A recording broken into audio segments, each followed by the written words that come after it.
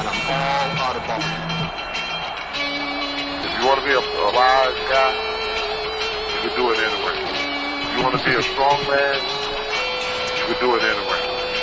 If you want to be an Indian chief, cowboy, you can do it in the ring. You can't do it in the mall.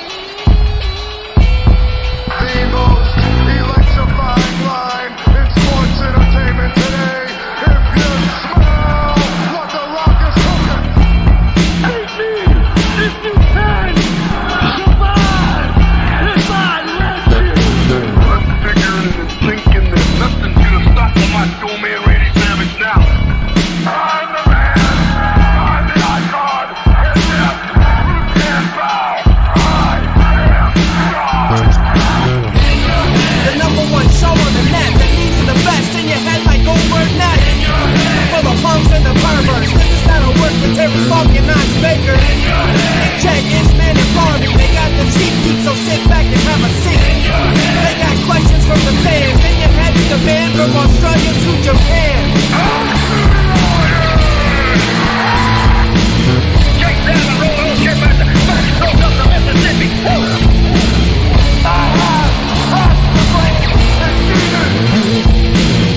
We are bigger, we are faster, and we are all night long. All you idiots, punk, perverts, and fools, be sure and tune in and listen to this show.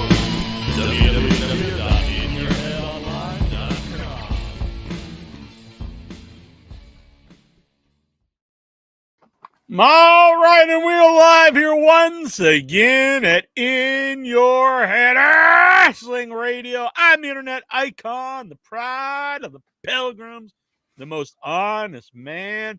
Some say full stop, but I'm going to say the most honest man in all the podcasting. Hollywood, Jackie Jones, lost my right-hand man, my audio soulmate, the enforcer of the Headyverse. 1 inch biceps, the power go. Bah!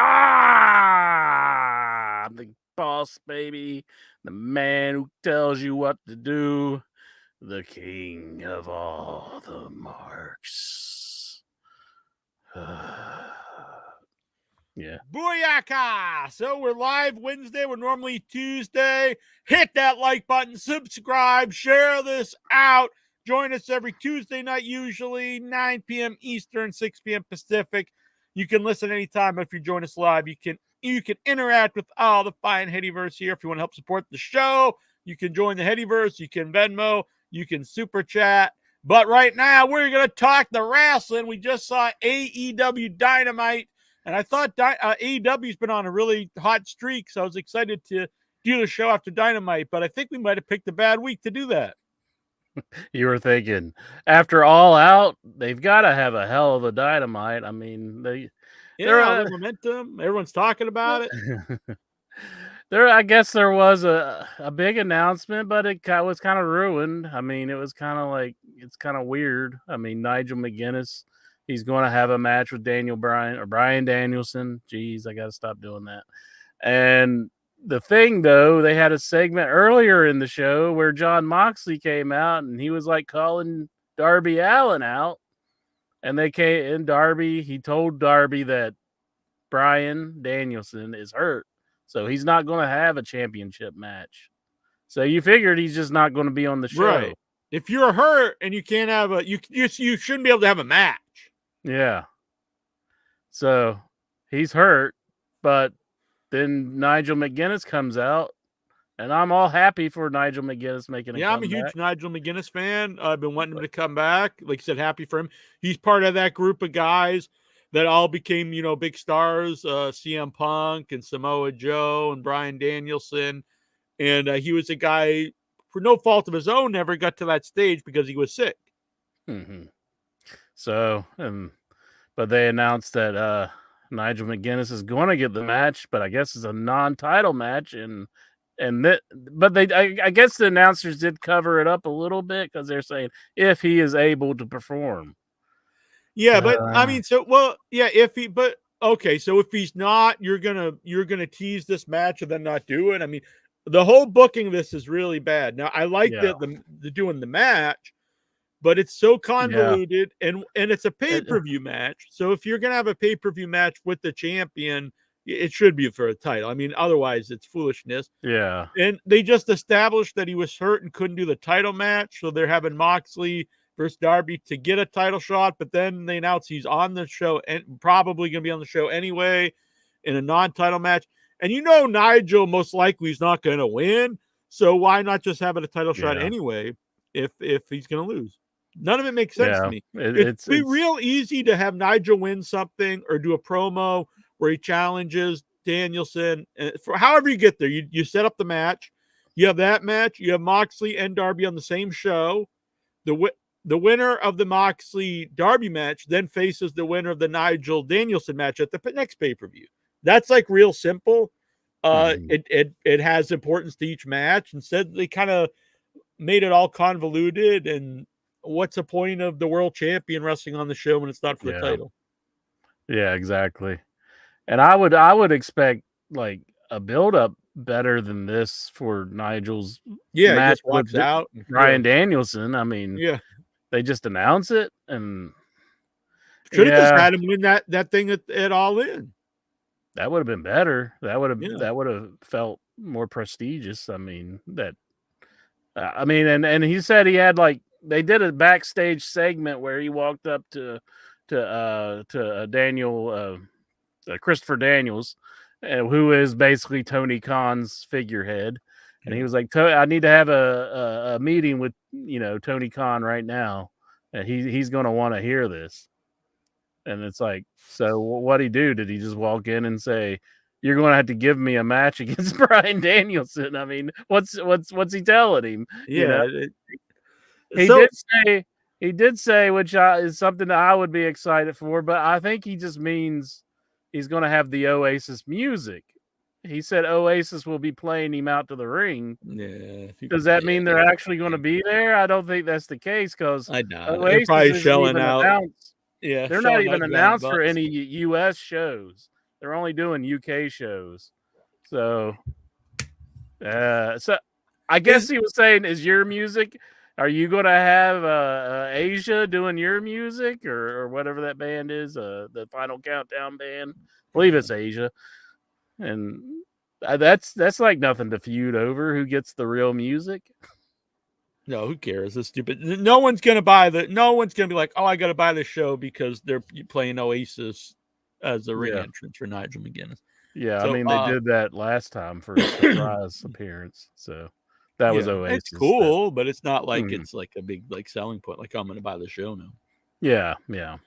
So unless it really Europe, excuse Dustin Nance is right. It is Europe.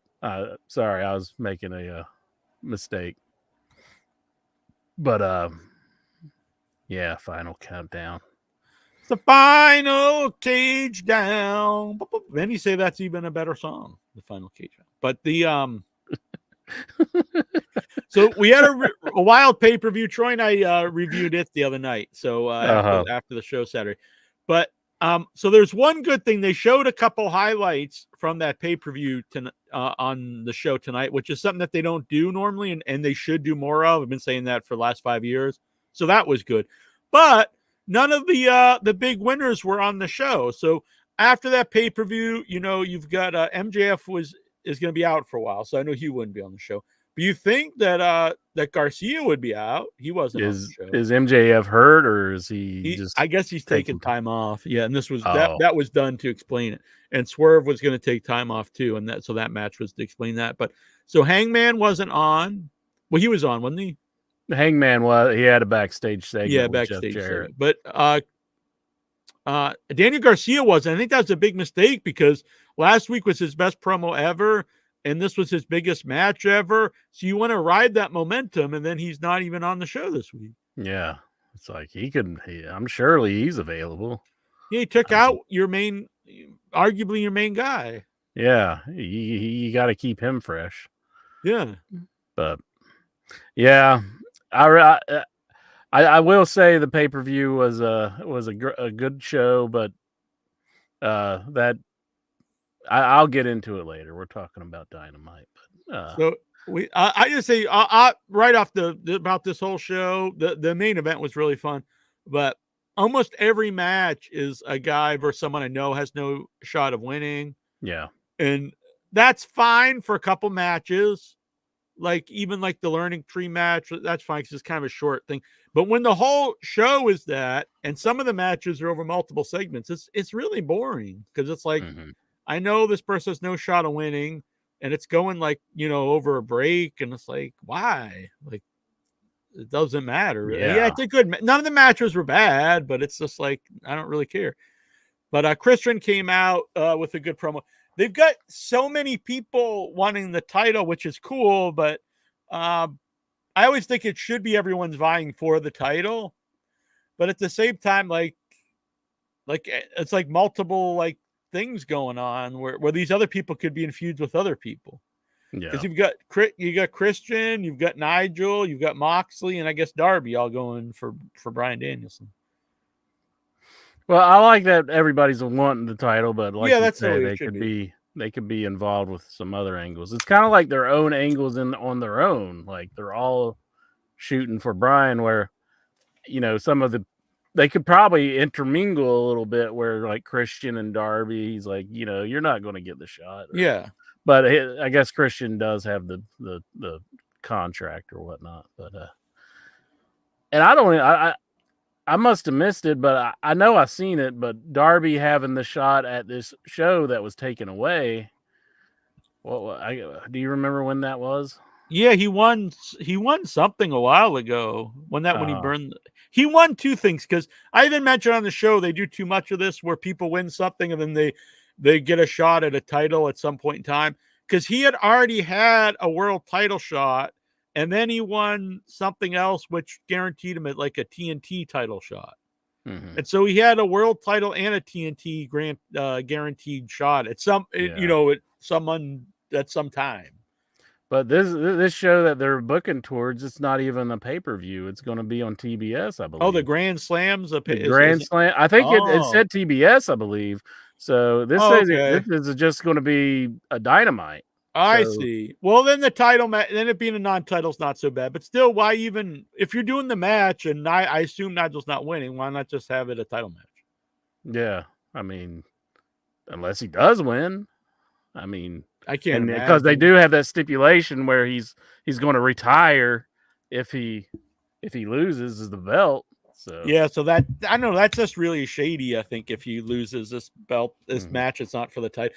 If he was a heel, it's fine, but like he's like your baby face who really like has a lot of pride and stuff, and to like basically get out of retirement out of like a I don't know. That was a great feud between Nigel McGuinness and I'm looking forward to the match. I just don't like how they did the unification of the pure title and the heavyweight title, and it was really good stuff back in the days on ROH. So, but I just hope they don't like just kind of. I want Nigel to be a big deal, and not just this is just a one and done match on. Yeah, unless TBS. he is one and done, and he's going back to commentary. He just wants to do one match. Yeah, but why not put that match on pay-per-view? Yeah, it's a bigger match. Big, It was bigger match than Bryan Danielson versus Jack Perry. Yeah, that was a really good match, but it's like I don't think anyone's like, oh, I think Jack Perry's going to win this. And then fans love backstory, and they already have the built-in backstory with Nigel McGuinness. It's a bigger match. Like there's more build. There would be not necessarily build, but there'd be more. I wonder who's going to win. There'd be more like I'd be more willing to pay money for that. That's a much more interesting match. Yeah, I think that would sell more, but it's more prestigious. I guess if you have limited dates, I mean, why not just have done that instead of Jack Perry? Yeah. Well, yeah. Save Jack Perry title match for down the road. I mean, you're building him up anyway, so why, what was the point of having him lose already? Yeah, exactly. They Kip Sabian. There's a few guys in AEW. I'm sure they're good guys or whatever, but I'm always like, why? Like, there's lots of people I don't see who I really like, and then there's people that like get chance after chance after chance, and this is one of them. Is Kip Sabian? It's been for like 5 years. He's never over. I'm not saying he's terrible, but like he's not going to be like anything to the show. Like, why do they keep trying with him? Yeah, they just give up on the Kip Sabian. Yeah. I mean, I guess what they're doing now is something I think is better than what they've done with him in the past, but I don't think it's going to go anywhere. I mean, Yeah, if it goes, he'll probably just be like a lackey to Christian. Yeah, that could end up what happens. But during the Christian promo, Christian, who the hell would care about that? Kip Sabian versus Christian? Yeah. Oh, I'm sorry. Yeah, I'm not thinking of right. I was thinking Jericho. Yeah, we'll get to that. Yeah, we'll get to that. Leo. Now this is another match I'm saying. I'm a big fan of Leo Rush, and this was a great match. Leo Rush and Jack Perry, and I don't have a problem with doing this match if you gave Leo Rush some wins. So if he at the last few weeks he had some big wins on Dynamite, and then it's like, oh, now he's got the TNT Championship match, and you do like a long match, cool. But it's just like out of the blue. I don't think I've ever seen Leo Rush win a match in AEW ever. And now he's got a title match versus Jack Perry that goes multiple segments. And the match was very good, but I know he has no chance of winning. And there was no build at all to the match. It was just like, why is this happening? Yeah, exactly. It's just, yeah, you love both guys, but it's just like exactly how Leo Rush is pushed. He's not going to win. He never wins. So all you had to do was the last couple. You give him an upset win over somebody, and then he beats somebody else, and then it's like, oh, he's getting a TNT title. That's cool. It doesn't have to be like the most intriguing storyline of all time, but some wins, and he moves up the card and gets a title match. That'd be fun. Yeah. It was a really good match. I think you could do something with Leo Rush, but yeah, it's just weird. I was glad that they showed the highlights of the Hangman match. Hangman promo. Yeah. Oh yeah, then he beats up Jeff Jarrett. Yeah, he beat up on Jeff Jarrett. Excuse me. Jeff Jarrett. Well, that's kind of like a thing where they're not going to like have Hangman like Jeff Jarrett's just going to come out and like destroy Hangman. I mean, Jeff Jarrett's not going to do anything. Jarrett, though, I think when you have like the legend like that, you can kind of get away with it and it still be like an intriguing match. I'll give Jarrett credit because I've never been a huge fan of his, but he knows how to really get over with the audience in AEW as a heel and a baby face. He was really way more over than I expected in that weird heel group. And now he's the sympathetic, legend babyface, veteran babyface. It's working. It seems like they're trying to turn that whole crew into baby faces. Yeah. I don't know if the strangest group works, but I don't know. I never thought the strangest crew. Anyway. Yeah. The strangest crew that actually works. I think I've ever seen. Yeah. I was kind of disappointed when we stopped seeing them so much because I actually really liked the group. Yeah. I guess those guys, they did hang, in real life, I guess, to some extent, like in TNA and everything. They're kind of like, except for Satnam Singh. I mean, he wasn't a TNA guy, but I guess they are kind of, friends, and maybe that's why they do work. It kind of comes across. Yeah, it just works. I don't know why, but it works.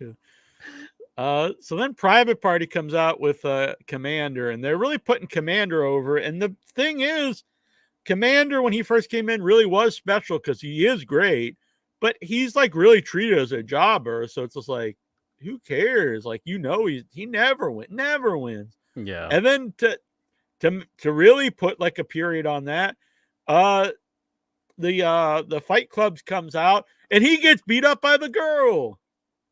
He just gets totally killed by Maria Shafir. And I was like, I mean, this is right out of 90s WCW when they killed off the luchadors.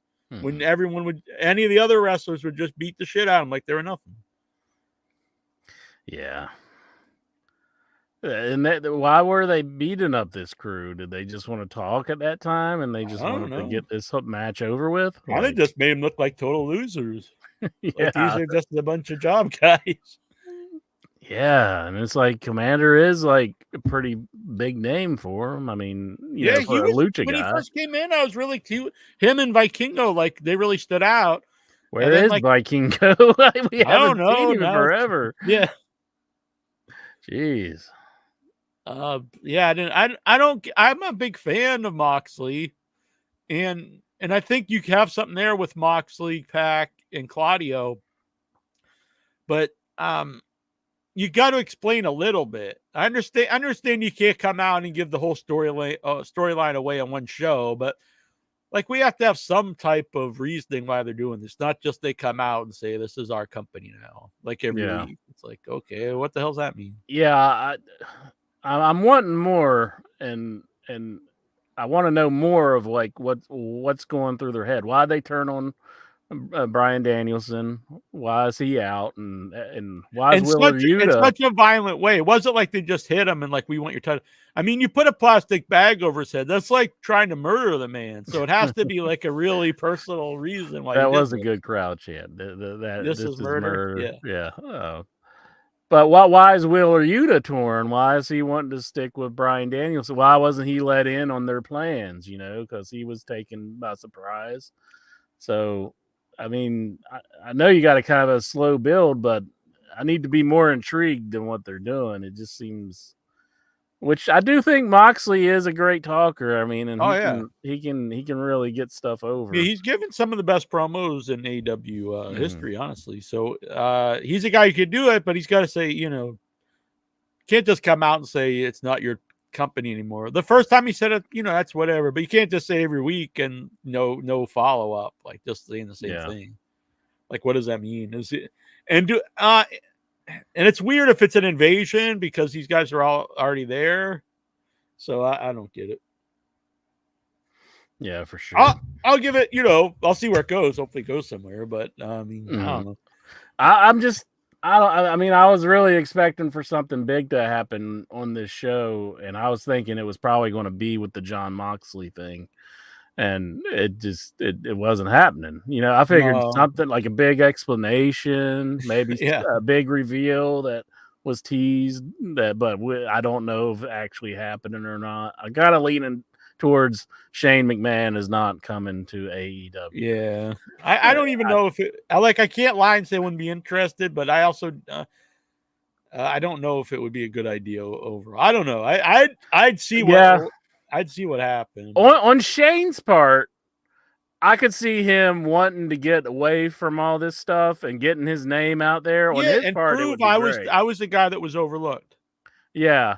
And to get away from, his father, being basically a monster. I mean, and to separate from that and be like, I care about this sport, and I'm not a monster. I think he would want to prove that. And to do that, I think you'd have to be part of creative, though, or ownership of some, which people say about they would sell they're not gonna. Tony's not gonna sell the company. The guy, no, but if he came in as like, if we knew he had some type of creative, but if he's just a non-air personality, like I don't really know the benefit of that. It's kind of like when a rap group lifted from Prince, and they came to him and they're like, "Oh, they didn't ask for his permission," and he said, "Pull it off the, you're not using that. Take it off." And I think it was Snoop Dogg. And they were like, "Oh, well, we'll give you some money." And he's like, "What do I need your money for?" That's basically Tony Khan. I mean, he doesn't need their money. When people are just like, they need another owner, it's like, then there would be no company. Like what? Who's going to buy this company for billions of dollars? Like no one. And, I mean, he made thankful that we have another company. Yeah. Now, do I think he could have some help? Like, I actually think that would be good for Bryan Danielson when he retires. Maybe he could be like, the co-booker or something, but I don't know. So the learning tree was, he had the jacket, that orange, the Orange Cassidy dumped the Tang on. He had 4 years ago. The Orange Crush. Yes. And so, so he's got his backpack. And so there's going to be some big reveal, which is like, oh, I wonder what this is. And I found out later. Wow, did I find out later? So, but we had a Ricochet. I thought that might have been a big reveal. Yeah, me too. Wow, is that horrible? Ricochet versus Sammy. Ricochet looked a lot better here. His first match, I was like, I honestly thought Kyle Fletcher looked better than him in the first match. But I think it's probably years of doing like the short matches and just throwing out there like, now you got to wrestle like you did 7 years ago. Yeah, it's There's kind of some like ring rust there. he's got to get that WWE funk off of him, where it's like, oh, I'm so used to being done with my matches and Vince McMahon yelling at me doing it a certain way, and now it's like, go back to how you were before. Yeah. But I kind of agree with Troy. I still think I think Sammy's got more personality. I'm not really sold on Ricochet. I'm not saying he's bad by any means, but I don't know. I think he's just a guy that's really good in the ring, and I don't know if there's much else to him. Sammy scares me though because of the backstage stuff. Yeah, It's yeah. like he's had a lot of incidents backstage, and I understand, you got to have a big ego to be in the sport, but I mean, yeah, it's multiple times over. From what I understand, that's why he's on Ring of Honor. He didn't want to come back and do stuff with Jericho again. Yeah. You got to get all these. Get the ring. I'm not all right. I'm not going to go on the anti Ring of Honor rant here, but get the Ring of Honor titles off the show. Like they don't even really explain. He comes out with this belt, and it's like, well, is he like a what is he the champ? Like I know he's the tag champ, but like when I was watching the pay-per-view with my mom, she kept asking like what belt, and after some of them I was like, I'm not even really sure what belt it is, because like some people have like multiple belts, and I'm just like, I really don't know, because I was like, I'm not sure what. I think Monet's second belt is like a Japanese belt or something. Patrick Howe, he says, why should there be long jobber matches? Well, I don't know why they're doing that either. Yeah, I was thinking about actually driving down for this show, because really Lexington's 2 hours away from me, and I'm kind of glad I didn't. Yeah, that's kind of bad, but I'm kind of glad I didn't drive down for this show. Yeah, so this was a really good match, but again, like I won't put this the same in the other categories, because Sammy Guevara is like a legit, like established guy in AEW, but at the same time, I did know he wasn't going to win. So, but it was a good match, and I have no problem with that one going on, because you wouldn't want him to come out and just get like squashed by Ricochet either. You could have built it up for a couple weeks though. Yeah, there was no build. I didn't even. Because we don't even see Sammy on AEW. He's in Ring of Honor. Well, I think there was a promo where he challenged. Maybe it was on Collision, but Collision was really in a bad spot this week. Yeah, they should have just not done the show. It was like, yeah. Why did they do the pay-per-view on a Saturday? And I know. I think they're doing them all on Saturday now. I don't know. Well, where does that put Collision? Because they're always going to have to move Collision, and that's not good for it. I mean, yeah, I don't know. Unless they don't. Yeah, I don't know. Friday's not its normal night, and I know Saturday's not a great night for it either. But I mean, the rumor is they're adding a fourth show, which I'm a big AEW fan, but it's hard for me to keep. I really don't keep up with all three shows. 4 shows is just way too much. It's hard to keep up with what we got right now. I mean, especially if you're watching WWE too, and it's just like, man, that's a lot of wrestling. I don't watch NXT. I mean, I stay off of NXT because it's just like I can't do more wrestling. Yeah, it's just too much. And I was kind of happy because Raw's 2 hours, I guess, till the end of the year, and I thought it was going to go to 2 hours when it goes on Netflix, but the plan is once it goes Netflix is going back to 3 hours. I was like,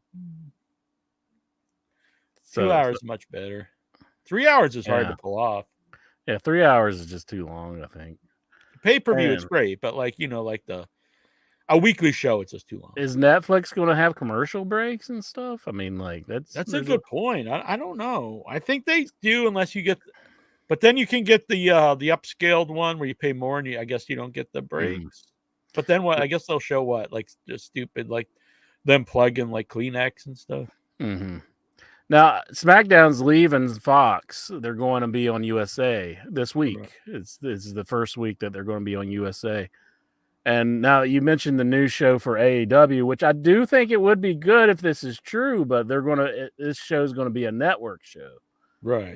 Where it's just going to be over the air. You can get it with an antenna, which okay. I think that's kind of good exposure for them to get out there. Yeah, because there's some people who don't have cable, or there's a lot of people nowadays that don't have cable. They're just like They don't. They just have Netflix or YouTube TV or whatever.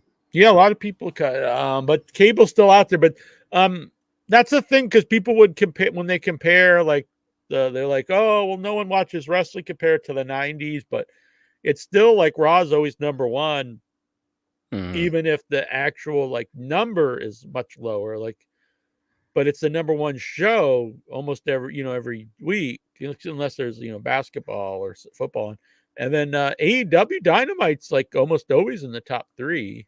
Yeah. It's just people don't. It's the idea is there's so many channels and less people have cable, so there's less actual viewers, but that's not really how you should look at that. Curious how this is going to work out with Netflix and Raw. Like, is it going to hurt them? Is it going to? I think It it's seems hurt. very weird to me, because my instinct is like, but then I'm like, well, CMO is like, if someone starts to get hot on TV, then people start tuning in. And in my mind, like, you can't really do that on a streaming channel, but I don't know, maybe you can. I mean, what's the show with the kids on Netflix there? That started to get a buzz, and people bought Netflix. Stranger Things. And people bought Netflix specifically for that. So I guess it would be the same way. Like, if some star starts taking off and people start, oh wow, I got to go check this person out. Mm-hmm. But you can't just go do it for free. You'd have to go buy it and do it. But I guess a lot of people do have Netflix already. I don't know. I don't really know. In my mind, it seems like a bad idea. Since they signed such a long contract in like 10 years, it makes me think, because usually in entertainment, if you think you're worth a lot of money, you sign a really short-term contract, because then you can renew it. Every time you renew it, you can renegotiate it. And then the networks and stuff tries to sign you for longer term, because they know you're worth a lot and they want to lock you in for a long time. So when they sign for 10 years, it kind of makes me think that WWE thinks in the coming years, they're not going to be worth as much. Now, that could be just them personally, or it could also be the TV rights deals aren't going to be like as big as they once were, which I think we're already seeing with some of the sports. Well, it'll be interesting to see how it goes, but I know my viewing habits, and it's going to be hard for me to just like, I don't know, I guess you could watch it on demand on Netflix. Like, you can just tune in whenever, like, after it's over, you can just watch the repeat of it or whatever. But Job says, oh, fuck yeah, I'm glad you guys are live. I have COVID. We'll feel better, John Brown. That sucks, man. Broken leg and COVID together. That's good. Yeah. That's really bad. Enjoyed WWE wasting a breath on me. I didn't see it. I haven't seen it yet, but I will watch it. But yeah. The other broken leg man here, antenna won't work in today's TV. You must use a converter box. If your smart TV probably does have an ATSC tuner Lexar. You just have to plug it directly to that barrel connector there. Oh, and then you search for channels. So, but yeah, your smart TV probably does. Well, maybe not. I know mine. We're talking about Alexa. How smart can his TV be? Well, my Samsung, I think it just defaults to go to that Samsung TV app that they got. I don't even think it gives me that option, so maybe it don't. I know on mine you can turn it to antenna. I just never did. Yeah, like this little TV, my prison TV back here. I can get, because like you said, it comes on, and then I always turn it to cable box or one of the streaming services. I've never put it to antenna, but I know it's an option there. So it works. Yeah. You just got to go through the settings. So we had some more the highlights of the Chicago Street Fight, which I like showing highlights of the big matches from the pay-per-view. I think that's smart. People can buy them. They also know, like, hey, this was a big event. We can watch it. Or if we didn't see it, we missed something. Yeah. We'll buy the next one. Darby promo with Moxley. I'm a big fan of both guys. I just think this is kind of a convoluted. We've been over it, but Moxley wants. So like Darby's putting up his title shot versus Moxley because Danielson can't wrestle, but at the same time, we find out later Danielson is wrestling. It's like, what? What? Mariah May versus Queen Lamadala. All right, this is a match like there's nothing wrong with the actual match. There's not one person who thinks Queen Amidala is going to win. I don't think I've ever seen her win a match, and it's multiple segment title match with like. If you watch Ring of Honor, you have seen her win matches. Yeah, but Ring of Honor's not even on TV. So yeah, it's on the ROH app. Yeah, this is not a good match. I assume this probably is like death to the ratings. Death to the ratings. Yeah, I like just Queen don't get it. Amidala. That's fine, but again, like, why build her up for a title match? Not she loses all. Anytime I've seen her, she's lost every single match, and then all of a sudden now she's on Dynamite in a title match. Like, why? Isn't it Queen Aminata? I don't know. I think so. Yeah. I will say there was a really bad spot in this match. Mariah May had her in like a front face lock, and Queen just hops her legs up to the middle rope for no reason other than to take like a hanging DDT. I was like, well, why would she do that? It made no sense. Yeah. Yeah. Not the most seasoned. I mean, but so then we had this was a squash match basically. We had Learning Tree versus Iron Savages, but it was short, so this one's fine to me. I was hoping Chris Jericho was going to get taken to Titty City. Damn. Mm-hmm. But it didn't happen. So, and then I'm normally a big defender of Learning Tree, but this was the worst segment of the show, and one of the worst segments in recent memory. This was bad. So, Jericho's big reveal of what was in the backpack. I mean, this is going to be like a legendary bad promo. I think was he pulled out a frame photo, like a big 8x10 frame photo of the best friends. Now the man carries a frame photo in his backpack. Yeah, that seems. That don't seem right. No, it's stupid. It's just completely stupid. And even schools are doing away with backpacks now. They don't want kids carrying around backpacks. So well, I mean, I carry a backpack, but I know you can't bring them into sporting events or really stuff like that. Oh, well, that would make sense. But you can't even bring it to the casino. I have to drop it off. I also have a military pouch. You can bring that in because it's not that big. Well, yeah, he carries the frame photo of the best friends. Yeah, that's and it's like stupid. He should be kind of like, shouldn't he hate like Trent? I mean, because he did retire Chucky. Now, if he had a little photo that he keeps like in his wallet, all right. But you're not going to carry around a framed photo in your backpack. Like, that's fragile for one thing, and your backpack you're throwing around. I mean, the whole thing is just ludicrous. And it takes up almost the whole backpack. It wasn't too long ago where Chucky Trent injured Chucky's back, supposedly taking him out of wrestling. Yeah, they had like a heated feud where they're like destroying each other. Yeah, so it's like it wasn't that long ago. Why would he be carrying around a photo of Trent? And he was carrying his belt in there. Wouldn't it just like break the frame, like the glass? It would. I know I'm overthinking this, but it's very stupid. So that leads to the backstage segment. This was awful. Well, first off, I did want to bring up how when Jericho had the frame and he was saying there are no friends in wrestling, Big Bill was giving Jericho a look like kudos to Big Bill. So that could be a burn, slow burn that Big Bill may be breaking away from the Learning Tree at some point. I will say no ill will to Big Bill and the Bad Apple in this segment. I like both guys, and they did nothing wrong in the segment, but the rest of it was just awful. Mm-hmm. So they got the did they establish that he had this car? That Jericho has this car? They did. They just pulled up in it. And I think it wasn't like weeks. Put it over a little bit. Week. No, it was just this week. They didn't build it up for weeks that he loves his car or anything. Yeah, and so this truck comes with the two guys. First of all, this team needs a new name.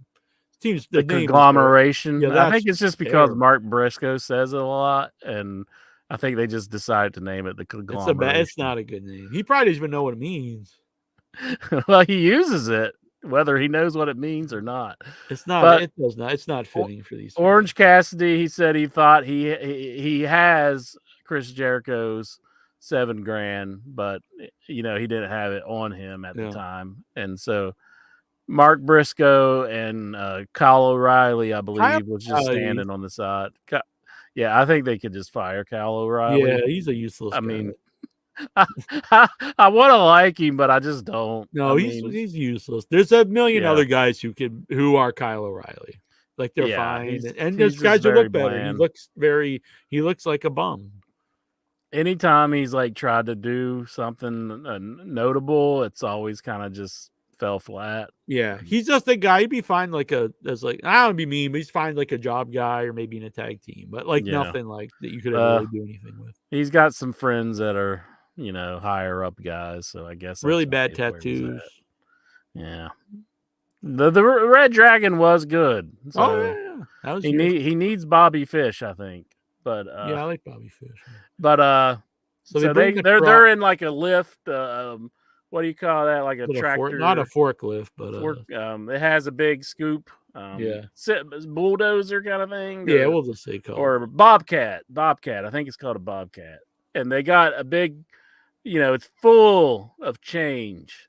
And they pull up to the car. Well, you don't know what's full of it first. I assumed it was something that would destroy the car, I guess. But it was it was change. I mean, I was like, well, that was pretty. I could see that one coming.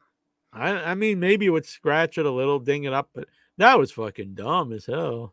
The change just dumping on it, and that was really lame. Yeah. I don't think it would take too long to count out $6,000. I mean, you could do it eventually. Stupid. Yeah, it's like he could probably tell someone in the back, go pick up all that change and you can keep it. It's $6,000. I'd go pick up $6,000. Oh hell yeah! I mean, you just get you some rolling papers and you just start counting it. I mean, no time you'd be done. This was dumb. This sucked. It'd take you maybe 2 hours at the most. This was rotten, very rotten. Yeah, it wasn't that good. Then we had we talked about it, the Nigel. It's very just convoluted. I love Nigel McGuinness. I love that we're gonna get the match. Why isn't it just a title match? Why is Danielson not in a match, but now he's in a match? None of it made sense. Yeah, it was all over the place. And it pains me to say it, but I mean, this kind of was bad. I don't want to like, beat it's up too on bad, AEW. This is the match I've been wanting to see for the last few years. We don't want to be Jim Cornette's here on the show. No, and I'm sure the match will be great. I AEW wish it got there better. That's all. Yeah, I mean, it's hard for us to do this, but it was bad. So yeah, you just got to call it like you see it, I guess. Yeah, I don't know. I think maybe Tony was listening to something last night, and he was today he was just running around trying to protect his cats and dogs. He's really worried about them. So he had his mind on other stuff. I don't know what's happening. But so then we had the this tag gauntlet thing, which I like these, but I wish they had a little better rules, because like it's people come out, but you don't know at the intervals. Why? Who picks does the team just like, I decide to come out now? Is there someone in the back who's got a random clock? Like why? Why is it a random interval? Yeah. Who does it? So it's so they just decide when they want to come. They don't even say it's random. They just say you don't know what it's going to be. But is it random? Is it like, how do we know? Is there someone that decides? They don't want to tie themselves down with a time, because they don't know how much time they're going to have. Then they should put that over and say it's random. Yeah, it's just within 5 minutes, this clock will start to count down to 10. Could they put like a guy just on the side of the stage and he says, I pick when the next team comes? Yeah, or we got it. Like it's some random thing within the next 3 minutes. It will count down to 10, but we don't know exactly when. So it'll be a little, when I don't know, just some dumb explanation. But it's just we don't know. And the matches are good. The one at the last pay-per-view was really good, I thought. And this was fun. This was the most fun on the show. But Yeah. I do have a big problem with it because Well, we were kind of expressing to each other how this show was kind of the pits, and yeah, and and it's we were hoping something big was going to happen towards the end, but then the Outrunners come out, and I said, "Now the show's gotten good." I got really excited. I'll be honest. They got the crowd. I kind of wanted them. I'm not kind of. I wanted them to win. I think you got something there. I just thought it was funny that the Outrunners are running out. Now I like the Outrunners. Yeah, and the But it's just crowd got like- into it. and they love the Outrunners. Yeah. so it's like, come on, Turbo Floyd. Yeah, I agree. So you have so many belts in the company. You don't need anyone I with multiple fucking love belts. when they go. He's like, Turbo Floyd, you son of a bitch. And then- He rules. They rule. That's a great team. I love it. I'm I friends with them on Facebook, and I had set them up for the show, but now I think that they're actually big. employed by AEW. I don't think they can do it. Maybe I don't know. I should reach They out. got to their them. first AEW win though last week. Oh, they good. beat- I they am beat a legit a jobber fan of these team. guys. I really like them. They beat a jobber team, and they're all celebrating. Then Moxley came out and beat them up. I think that was on Collision. So So not many people watched Collision from last week. Yeah, They Kyle Fletcher and Will Ospreay, great team. These guys are amazing. Them versus Young Bucks will be awesome.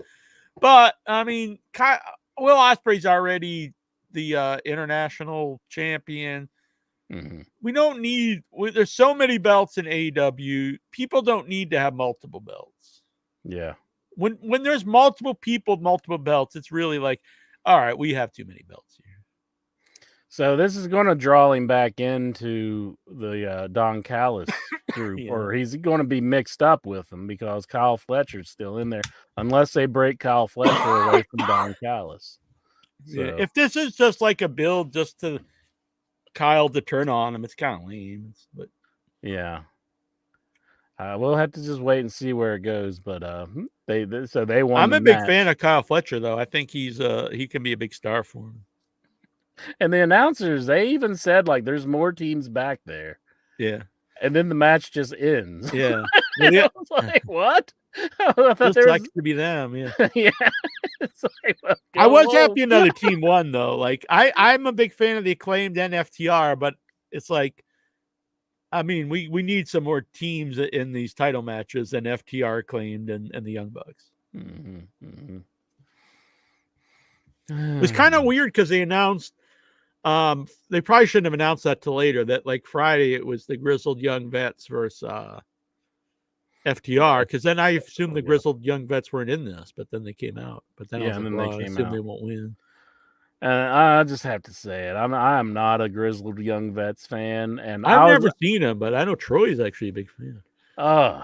And I was like hoping that I would change my mind in AEW because it's a new company and everything. I haven't changed my mind. The bald guy, he was outside of the ring, and FTR interrupted their match. I think this was on Collision or Rampage. And the bald guy, he looks at him and he goes, "You guys have had your turn. It's our time to get a run," or something like that. It's like, why are you talking like that in the confines of this show? Yeah. Like, and he's like, you selfish pricks. And the catchphrase is just like the lamest catchphrase I think I've ever heard. And they're using it constantly. They're like, grit your teeth. Like, Damn. why do you want to say grit your teeth? Like, Bite the pillow. it's like, it's kind of like, I mean, like in your movie where the guy's just yelling touchdown all the time. It's kind of like, what? Why are you saying grit your teeth all the time? I hate the Grizzled Young Veterans, and I hate that fucking name, the Grizzled Young Veterans. It's like, all right, well, what makes you so grizzled and young? I mean, eventually you're going to get old. Like, why are you veterans already? I don't know. I hate it. I hate the team. I hate them. I wish they would just go away. Troy Jones, the Flea, he wants the Outrunners. I'm a big fan of the Grizzled Outrunners too. Young Veterans. I think they did wrestle. Yeah, because the bald guy was calling Turbo Floyd a joke. He was like, "You're a joke. You're a joke," and I was like, "Fuck you, bald guy. That's Damn. Turbo fucking Floyd. He's a son of a bitch, but he's not no joke." God, I love you, Turbo Floyd, and the other guy.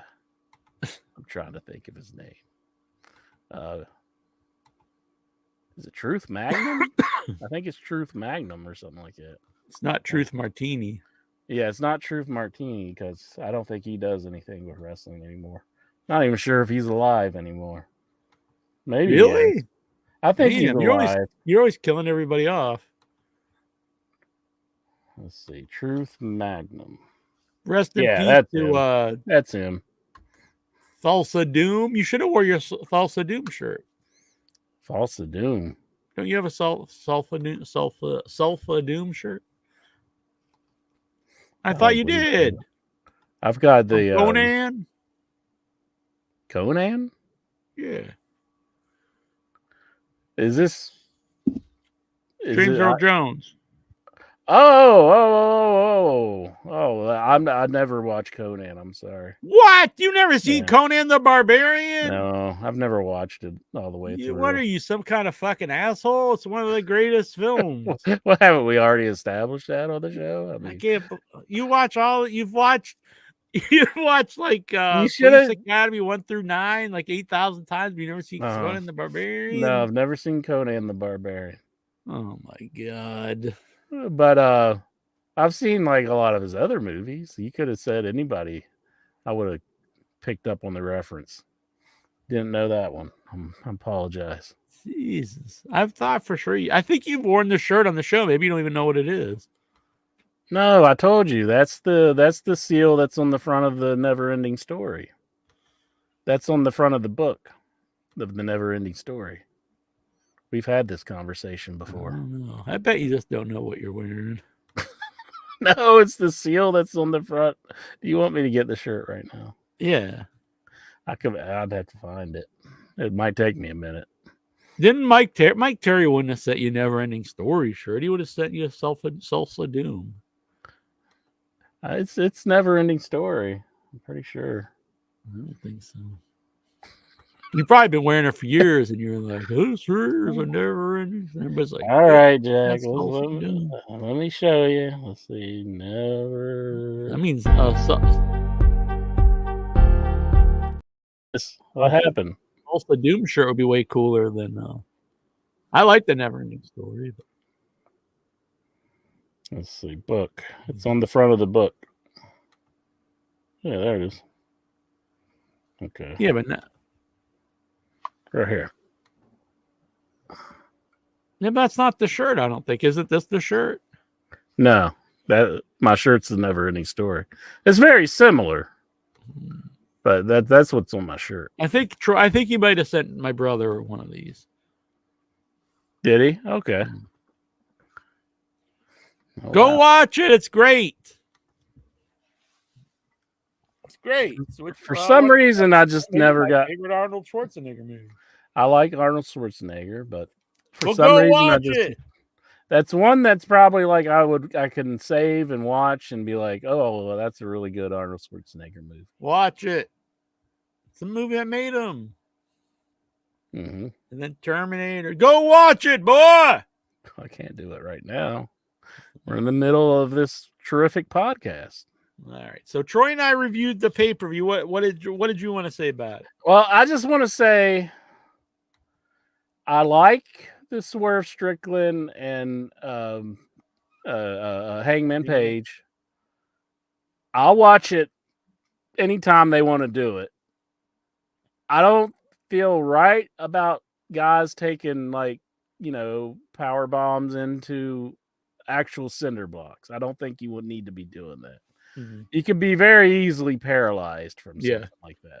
I think that people have which the needle and stuff, which I'm not saying you need to do that, but there's way less risk with something like that than getting power bombed on a Oh yeah. The cinder block stuff. I mean, I'm fine with you faking a cinder block.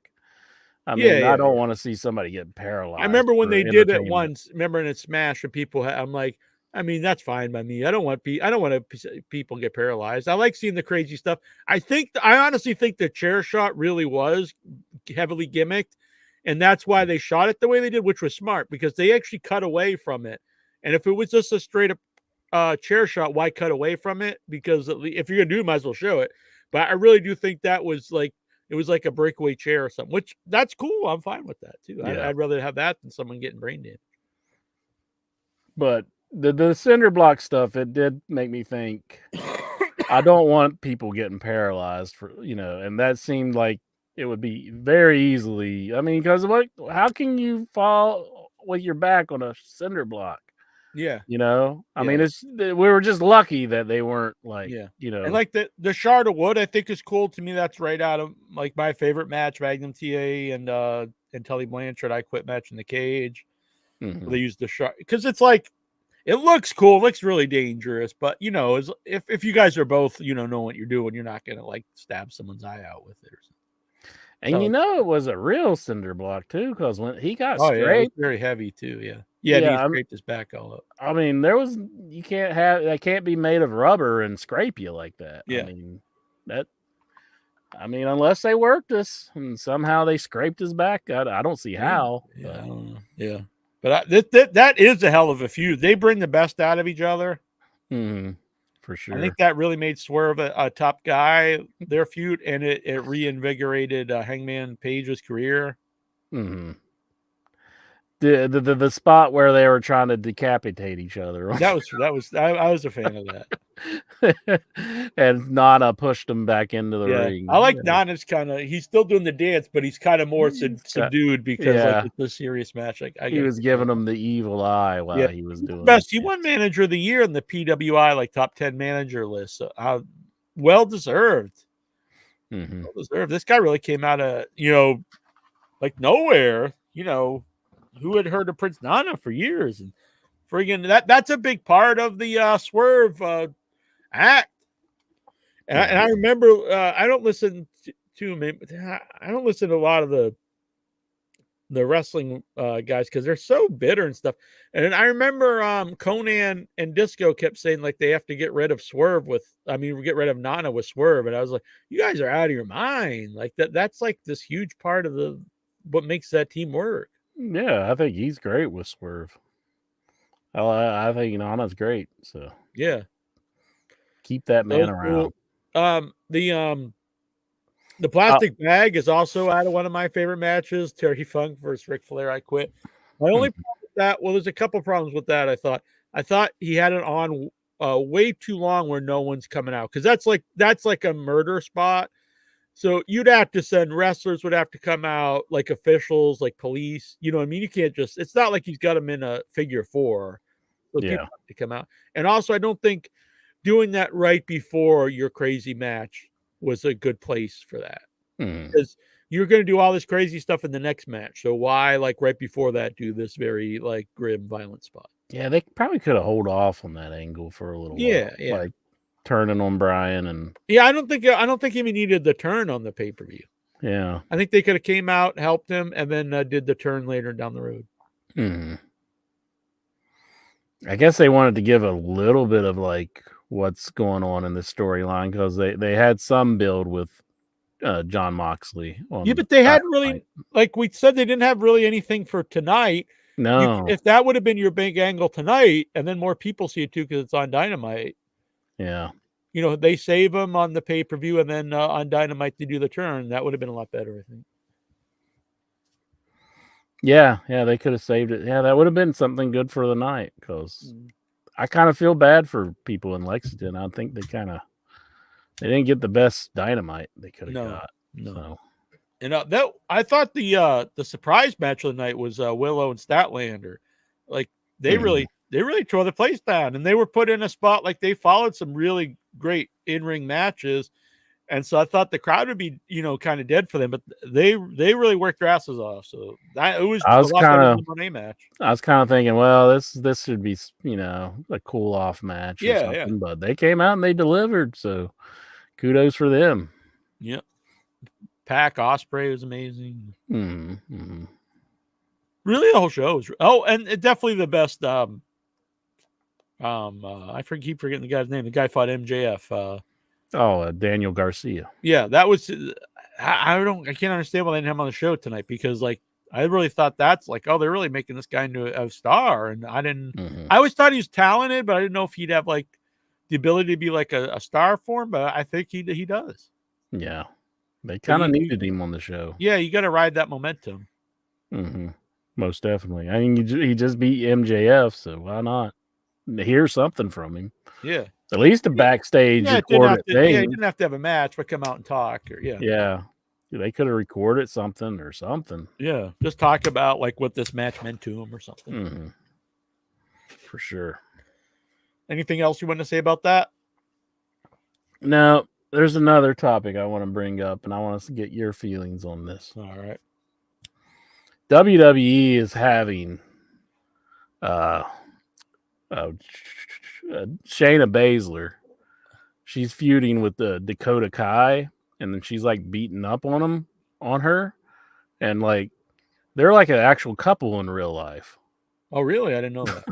Or I believe they are, and it's like that's really strange that you're having like a couple beating up on each other. Yeah, I wonder if that probably not happened before, because it would, like Sable and Mark Marrow, I guess, but like, but probably wouldn't have been like, you probably wouldn't have like a lesbian or gay couple like together in the same promotion fighting. Interesting. Which they are in different factions. So they don't bring attention to it though. They don't. No, there's no attention brought to it. I just found it strange that it's like these two are together, but they're because there was this one thing where Shayna Baszler had her foot on top of Dakota Kai, and it's like she's like holding her down, and it's like this is kind of weird. Yeah. Well, I guess like best friends have matches and stuff sometimes.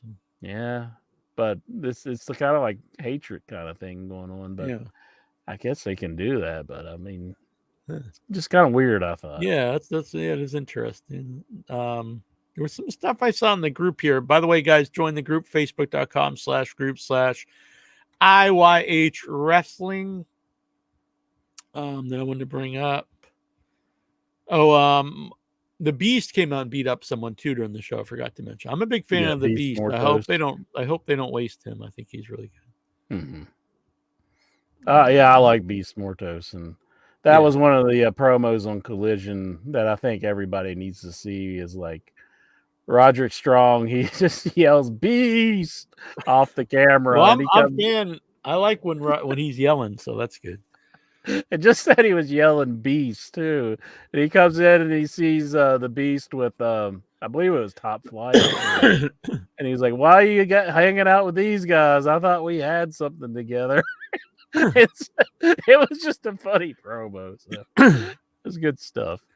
So the Hurt Syndicate supposedly had talked with AEW. So it's Bobby Lashley, MVP, and Shelton Benjamin. Now that would have been a nice surprise if they would have brought those guys out tonight. Yeah, I think that would have ended the show with a big bang. I think that's a key. That's something you could bring in and do something with, because I think most people are in agreement that they ended it too soon. It was one of the things I actually really liked when I was still watching WWE was that, and in the Bloodline they kind of started around the same time. And then I never understood why they ended it so soon, because none of the guys were as good by themselves as they were together. Vince McMahon probably just pushed that big pile of NDAs just stacked upon his desk off, and he caught a glimpse of this Hurt business that was going on. And he was like, well, why are we doing this? Let's just end it, pal. And he just ends it for no reason. The fans are into it. He was just an evil old man. And we got this Netflix documentary. It's like a 6-part. I was shocked how it looks like they're really because I was worried that it was gonna be like a fluff piece or they would avoid a lot of stuff, but it does not look that way. And if they really go all in on Vince McMahon, I applaud them. But it is strange that Netflix is doing, the Raw deal. Yeah, they spent billions on a company. Then they're going to put up a documentary, basically telling you that the guy who started the show, that they want you to watch is a monster. Yeah. It's going to be interesting to see what happens with that. So maybe it's their way of pushing away from Vince McMahon, saying like this isn't his company anymore, you know. Mm-hmm. But we'll just have to see how that goes. Maybe they'll just we think it's going to be like, you know, a really hard-hitting piece, and maybe it isn't. You know?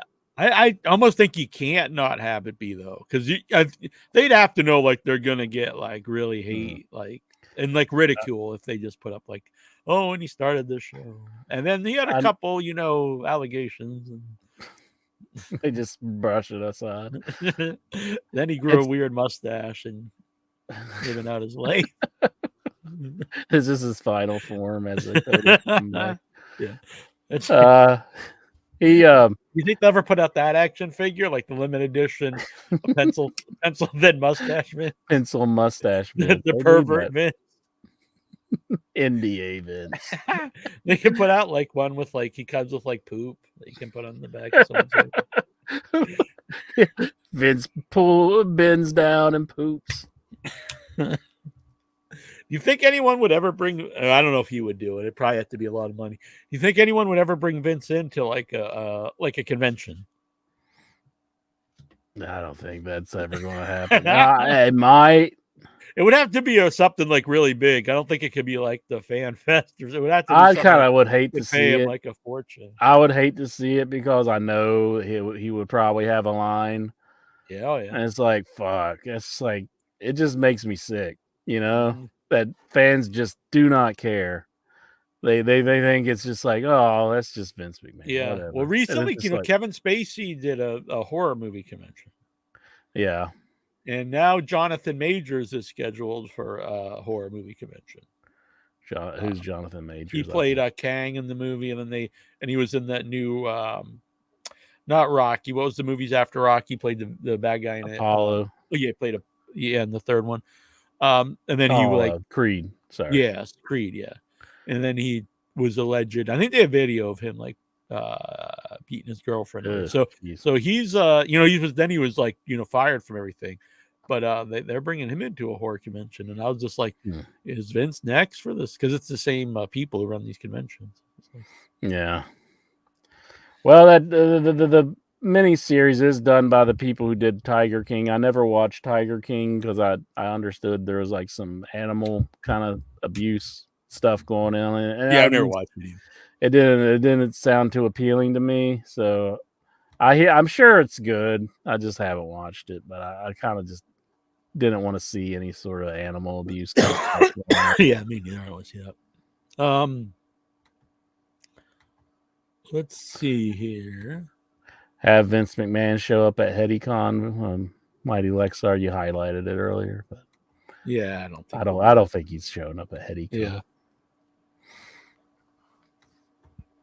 Yeah. So here's the 2024 PWI top 10 color commentators. Number 10, Matt Menard. I'm very happy to see Matt Menard in there. I'm a big fan. Matt Menard, Daddy Magic. Mm-hmm. He is interesting to hear. Yeah, I'm a fan. Number 9, Veda Scott from New Japan. I'm not familiar. Veda Scott? Yeah, Veda Scott. Is it a girl? I don't know. It just says a name. I don't know. I guess so. She worked with Ring of Honor for a while. If it's who I'm thinking of, they could be somebody else, but I would assume it's the same person if it's someone named. 8, Hugo Son of a Bitch, which I didn't know he was still around in AAA. Hugo Savinovich. Mm-hmm. He was always the Spanish announcer for years at WWE for like decades. Yeah. Wonder why they got rid of him. Hold on. That's a shame. I unplugged my here. Could you still hear me? Yeah, I could actually still hear you. I heard you say, hold on. Oh, yeah. I unplugged my earbuds so I can hear you. 7, Booker T. I think is just like the drizzling shit. Is he even commentating right now? I guess. Says he's commentator in WWE. I don't know. Where does he commentate? Show it must be NXT or something. I think you'd say NXT. Maybe, yeah, maybe. 6, another person I think is just awful is Pat McAfee. He ruins like stuff that's happening on he'll say stuff and it's like that's not putting this angle over. Yeah, very I think well. he's atrocious. Yeah, and Taz is very guilty of that as well. Number 5 is Taz, and he's another guy. So those three, I'm just like, ugh, I would never. Boy, they put were them. going at it at the pay-per-view. Like, was it the pay-per-view where Tony Schiavone and they were kind of going back and forth? Like, Tony was like, "Oh, I've only been no, it might have been Collision, but he's like, I've been calling wrestling on TBS for decades." And then Taz was like, "Oh, I just started," and I was just like, "Geez, Taz." I just wish Taz would shut. I know it's nice that Jim Ross, they wheel out Jim Ross for these shows, but sometimes I'm listening to him, I'm just like, what in the hell are you talking about, Jim Ross? I don't think he's into AEW. I think he's just there for the paycheck, and God bless him. But I mean, I don't think he's enjoying it. And he was one of the guys who wouldn't want to participate in the Vince McMahon miniseries thing. He didn't. Really? He wanted. Well, he's probably he's interviewed. Like, I have utmost respect for Mr. McMahon. He told me to eat shit and like it. It's like, yeah, and like he made him join Kiss's Ass Club and all that, and it's just like, well, his undying love for Vince McMahon. It's just totally ridiculed the man forever, and he's still like, oh, I love Mr. McMahon. Number 4 is Matthew Rayholt from TNA. I don't know who that is. I'm sorry. I'm not familiar with him either. It's been a while since I've watched TNA. Adam Emerson says Pat is on the Booger Sugar. Booger Sugar. I saw what's a bald manager there in AEW. The bald manager. Yeah, with the scar on his head. He's like the Oh, that guy. What is his name? God. Yeah, the Don Callis. Don Callis. He's the commentator for that new Maple Leaf Wrestling, which I thought was weird that like AEW would let like one of their people go and be like the head commentator for a whole other promotion. That is strange, yeah. Does he have something to do with it? Is it like it's the guy that they fired from TNA? Uh-huh. Well, they're friends. Oh, okay. I mean, it's cool. I have nothing against it. I just thought it was kind of odd. But maybe they'll work together. That'd be cool. Yeah. I think Scott D'Amore and Jericho and Don Callis and Lance. I think they're pretty big friends. 3 is Caprice Coleman from Ring of Honor. Caprice, yeah. I like Caprice. I'm a big fan. 2, Wade Barrett of WWE. Wade is good. I enjoyed him on SmackDown. Like I think they've moved him to Raw or something. Because they had Michael Cole and Corey Graves on SmackDown last week. I'm not sure if they're moving him to Raw or what. But Wade, he's had some really good lines, and he doesn't like ruin the show like when they're doing angles like Pat McAfee was doing. And number 1, my boy Nigel McGuinness. Oh, Nigel's knocking it out of the. He's been doing great on commentary. Yeah, so that was really cool. I wish they would have included my boy Riccaboni. Yeah, so that was color. So I don't know if they also did play-by-play. Maybe I wonder. I'm not seeing. I mean, maybe because I think he would be a play-by-play man. Even Ian makes me laugh. Like some of the things that he says, he's really good. But Nigel's really knocking it out of the park, though. With his commentary, is just so great. He's the highlight of Collision. And Tony Schiavone tonight, he was like, "I don't trust that Nigel McGuinness," which I know he means to say that, but I think they like working together because he cracks Tony up a lot of the times. Adam Emerson, my father-in-law, is actually named Don Callis. Damn, does he have a scar on his head? Maybe he just is Don Callis. Maybe he's like kayfabe Don Callis, where he comes out with a wig. Maybe he just he kind of acts like a different guy, you know. So they also did the PWI top managers, I believe. Let me grab these. Excalibur. I think they're considered play-by-play is the thing. Just play-by-play guys. Yeah. So I don't see that listed here. So. So I don't know if they just didn't do that or what. I saw a manager on the group too, but I'm not seeing it now because I saw that Prince Nana was the number one. Prince Nana. So that was cool. Here Former we go. guest here on In Your Head. Yeah. We never had Don Callis on, did we? No. He didn't do All many like podcasts before he started doing this stuff with Lance. I think I had asked him back in the day, and I had replies, but it was during that period where he was out of wrestling for a little while. Yeah. I remember he did Before get went in the back to ring. TNA. He did get in the ring. They had an interview with him.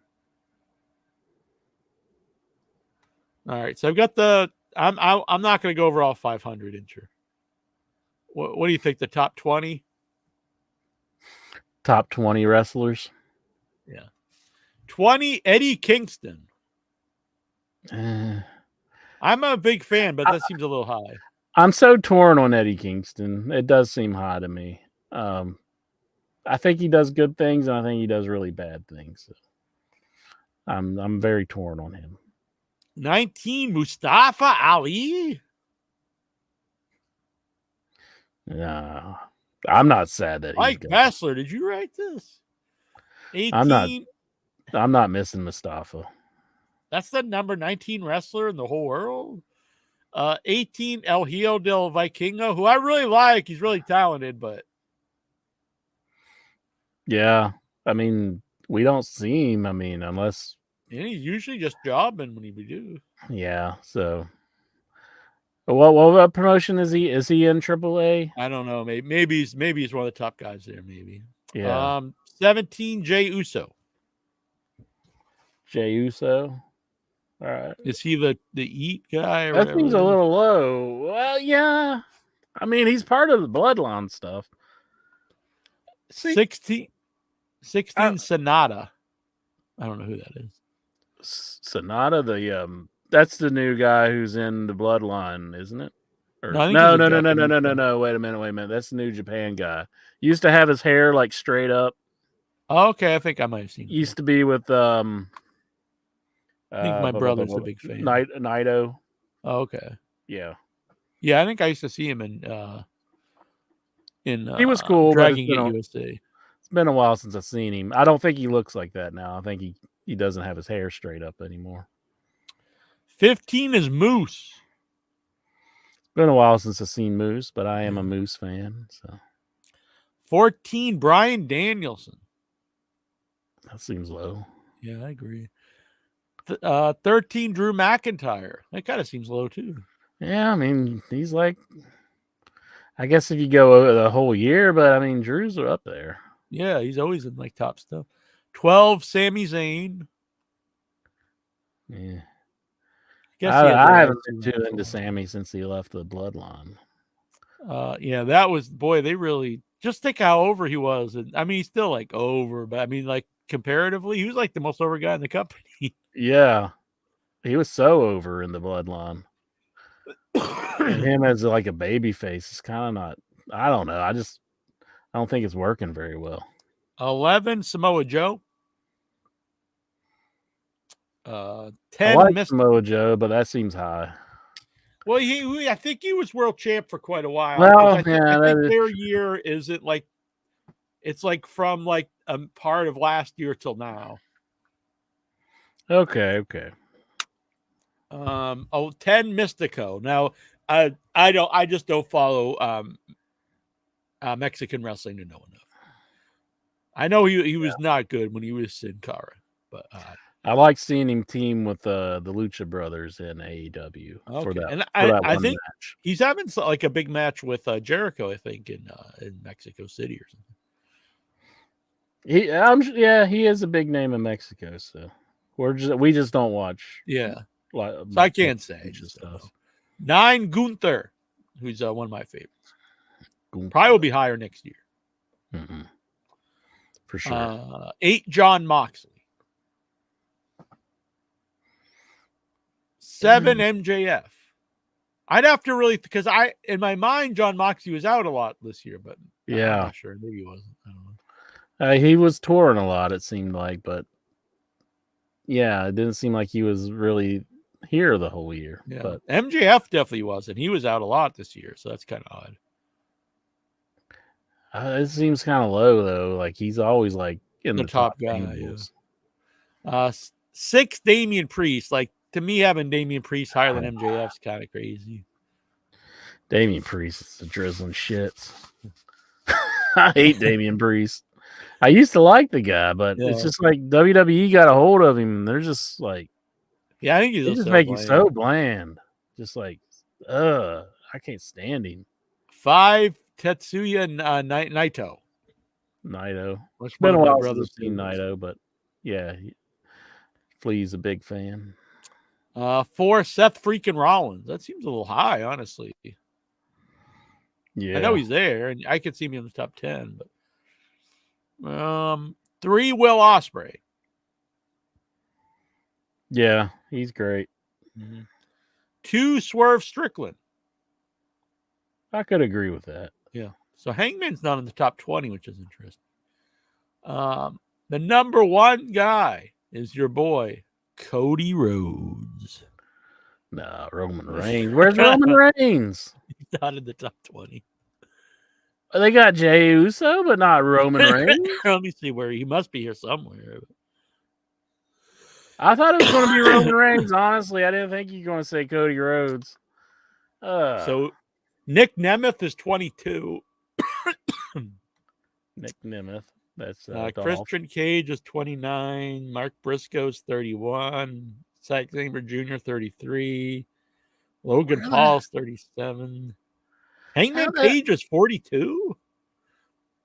How the hell are you not going to have Roman Reigns as number 1? He was the champion for the most of the years. And he was like the biggest angle. That seems insane to me. Claudio's 50. I don't even see. Am I missing him? Am I just not seeing him? Claudio, can you do the search thing? That's what I'm trying to do. So you got to check Roman because he's not even the top 500. Claudio? No, Roman Reigns isn't even in the top 500. He's not even there? No. Dude, he's in the biggest fucking angles in wrestling. I mean, how's he not in there? He's not in the top 500. There's no Roman Reigns. No. That is just insanity. So they've got guys like Johnny TV, who I like, but Tony Nese is ranked higher than Roman Reigns.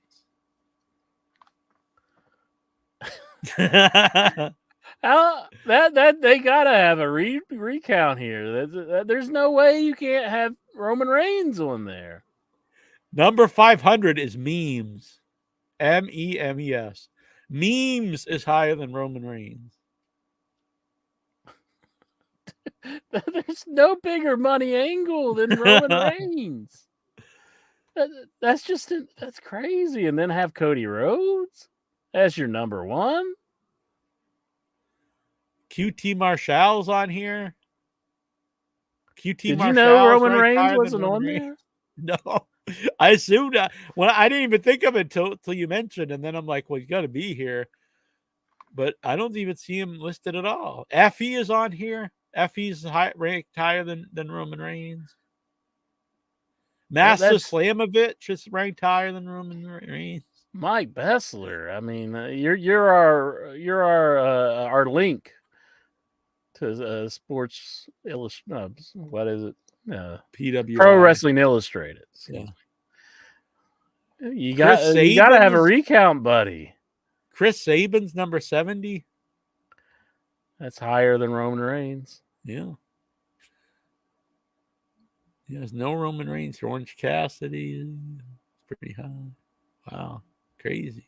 No Rock either, I suppose. I could understand Rock because he's only had like one match, or maybe 2 or whatever it was. But Roman Reigns,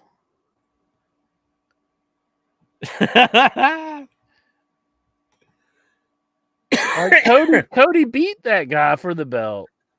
You got Cody higher? There's no more. There's nobody else in the wrestling industry who's not more over than Roman Reigns. And he's not even on the list. I'm sorry, but that's a huge oversight. Is there a reason for Roman Reigns not being on it? You guys have to explain. This is insane. PWI put the entire tribal family in the top 500 except Roman Reigns. Someone fucked up. Yeah. No Solo Sequoia, I guess. No Solo. I think you was probably there. I closed it, but yeah, no Roman Reigns. He's not even in the top 500. I'm just. That's got to be impossible. Did somebody send us a phony list? No, I looked this up online because I couldn't find where they posted it. Oh, so you found it online? Yeah. Man. So, should we take if you guys want a video, and we're not going to stay real late because I'm under the weather and Intra's got to be up in the morning, but if you want to zoom in a little bit while we go over the questions, you can do that. How's that sound? Zoom in. Yeah. Streaming. I found the perfect word because we can't say Skype in, we can't say Zoom anymore. We're on StreamYard. They can stream in. Streaming. Doesn't that sound good? Yeah. I don't know what that means, but oh no! Oh, he's a robot! Oh no! You're gonna be setting off your buddies here. I don't care anymore. I don't know. I'm thoroughly disgusted on that front. So let me. Like, we have some videos set in. These are some whacked out videos. Let me see if I can pull them up here. Coast, how you doing, Coast? Hey, Incher. Hey, Jack. How What's you doing? up, Coast in your head? Yeah, El Santos World. Brian Matthew Clutter. Coast in your head. Producers of the show. Yeah. I think you're the show. Now, seeing as I'm like the only on-air producer, it gives me a special kind of like pressure to be a little more quiet because I don't want to feel like I'm a producer. I should be the most vocal of all. I like how your hand becomes like just a pillow that's like hanging off your side. It. Like, yeah, it looks like it just transforms into a pillow or something. It's like my basket case, like conjoined twin or something. Is this AI? Yeah, no, pretty freaking good though, isn't it? That's crazy. That's amazing. Look at that. I wonder why they're gonna strike. He's just in love. Do you foresee this ever like happening in real life, Jackie Jones? Hell yeah! If we all meet up, that's how I'm gonna greet every member of the Headyverse. Look at that! You're gonna just like morph your hand out of your phone, and your foam thumb, and besides that, that's pretty freaking amazing. It is pretty awesome. Yeah, isn't it, Bruce? Excuse me. Bruce, and all these AI videos, man. I know it's crazy. You don't know what's real or what. Mm-hmm. This one's not quite as successful. You got another one coming. It's really going to set all the conspiracy people on fire. Well, it's funny you bring that up because this one has Tazo in it. Oh. Look at this. Then Tazo, then it's just like some other man comes in. It's like, is that Lexar in the back? And then I like how the head twisted around. Behind me's coasting the car. And then we got like Lexar and Dustin up here or something. It's like your arm kind of just like. This one's really fucked. And then there's that dude in the car. Yeah, that's Coast, isn't it? Is that Coast in the car? I think so. Yeah. How did you get me in there? That's fucking weird. That one's That one's like crazy. That one, like the other one's like, besides like the weird pouch thing, it's pretty freaking great. But that one's just whack. And then here's one, Insure. I was going to say this for Flexar came on. Look at this Luddite. Look at this one, Bruce. And Patrick Hal, if you're out there, I hope you don't have a broken heart. Huh. Damn. I don't think that one's even AI. I think that's a real video. Whoa. Except for like her That's the hand. first time we've ever seen Lexar smile. What happened to her hand? It's like two hands on one. It's like, well, you know, not hands everybody's are hard. perfect. Everyone's got their flaws. Injured. Look how happy she looks once they embrace them. Damn, then Lexar, look, he's all manly and studly. Damn. It's like he's kind of like Han Solo, like when Leia says "I love you" and he just goes, "I know." Lexar has that "I know" thing. This was always what was meant to happen. It was just destiny. I mean, man, that was beautiful, though. I think we got a couple more here. I didn't make any of these. Hateverse members making out. Whoa. Nick Chavone says one more reason why AI will be the death of us all. Very true. I don't know what the hell this. I don't even know what's going on in this one. These ones are the less successful ones. All right. Man, you got to get your money's worth. Like big time in Lexar. Here, look. I don't know what's going on. Yeah. It's like somebody just attacked you or something. But... It's like Spider-Man stuff going on there, where he's got the clones with the extra arms and stuff. Lexar's just getting the reach in or something. Like, Good, they reach around. Yeah. I don't know what was going on. That's a forehand massage there. Hell yeah. Let's see what else we got. Oh, this one. Whoa. I don't know if I can show this one. We might get kicked off the internet. Oh. This is now Coast is here, so let me know if this is kosher. Is it a guy eating some chicken or something? Did someone's face turn black, Jack? Yeah. What the hell? I can't condone this. I'm in blackface. What the hell's happening? You were just another person.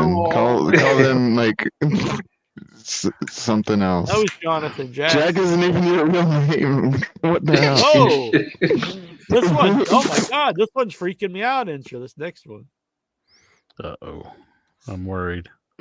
Yeah, I don't know. I'm like scared. We need Rachel in one of these. Finally find out Fighting up a storm. Heady Bot made it.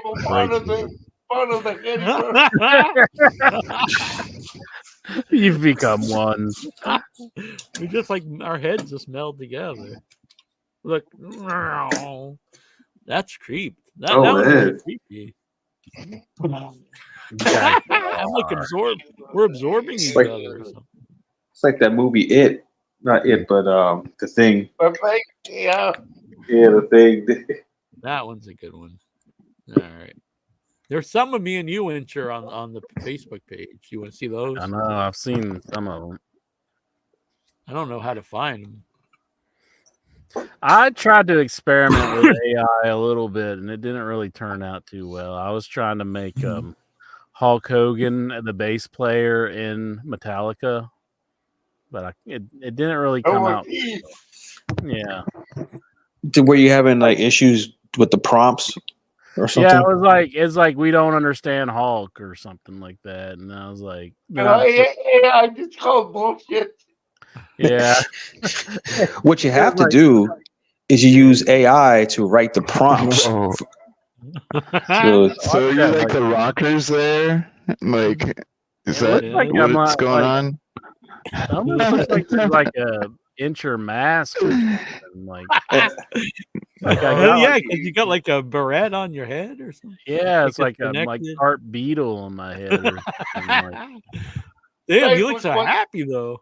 You guys look way too into it. That reminds Yeah, me. it captured the friendship. Yeah. Let's see here. you should only see how we're into it in real life. Yeah. Oh. Get over here. You guys are like rocking each Get other. over don't here and hug me, baby. Man, the old days were better days. Back- Damn. you? You're like rocking each other gently. Pretty hot, don't you think? It's pretty awesome. Let the picture speak for itself, kind of thing. Like, Look how happy you are, Andrew. You got the mask. Yeah, look at you can see where like your mask is like connected to the back of your head or something. See those like soft sides? There? It's like you're wearing a. It's like you actually skinned yourself and put it on. Yeah, it's really strange. Did I you didn't see know we were in the yours, presence of Lexar? NG. Yeah, I saw it. I thought you'd be more happy. Oh, Ooh, that's Chris Benoit and the Taskmaster hugging each other. Yeah, mhm. that's them up in heaven. You know? I'm pretty sure one of Just those hugging it out. outfits did not go to heaven.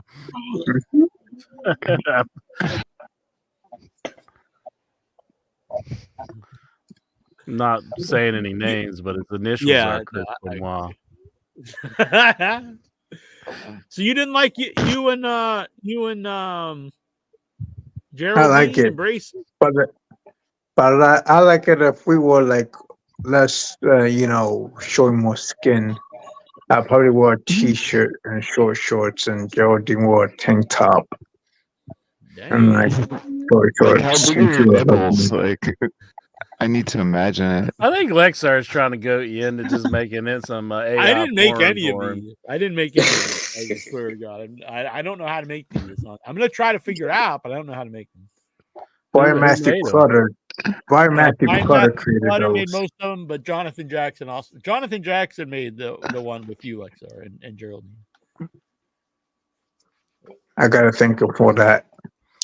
Did you pleasure yourself to that? No, So I just if- thought. I did. I just envision how a relationship with me and Geraldine will go. Dang. Mhm.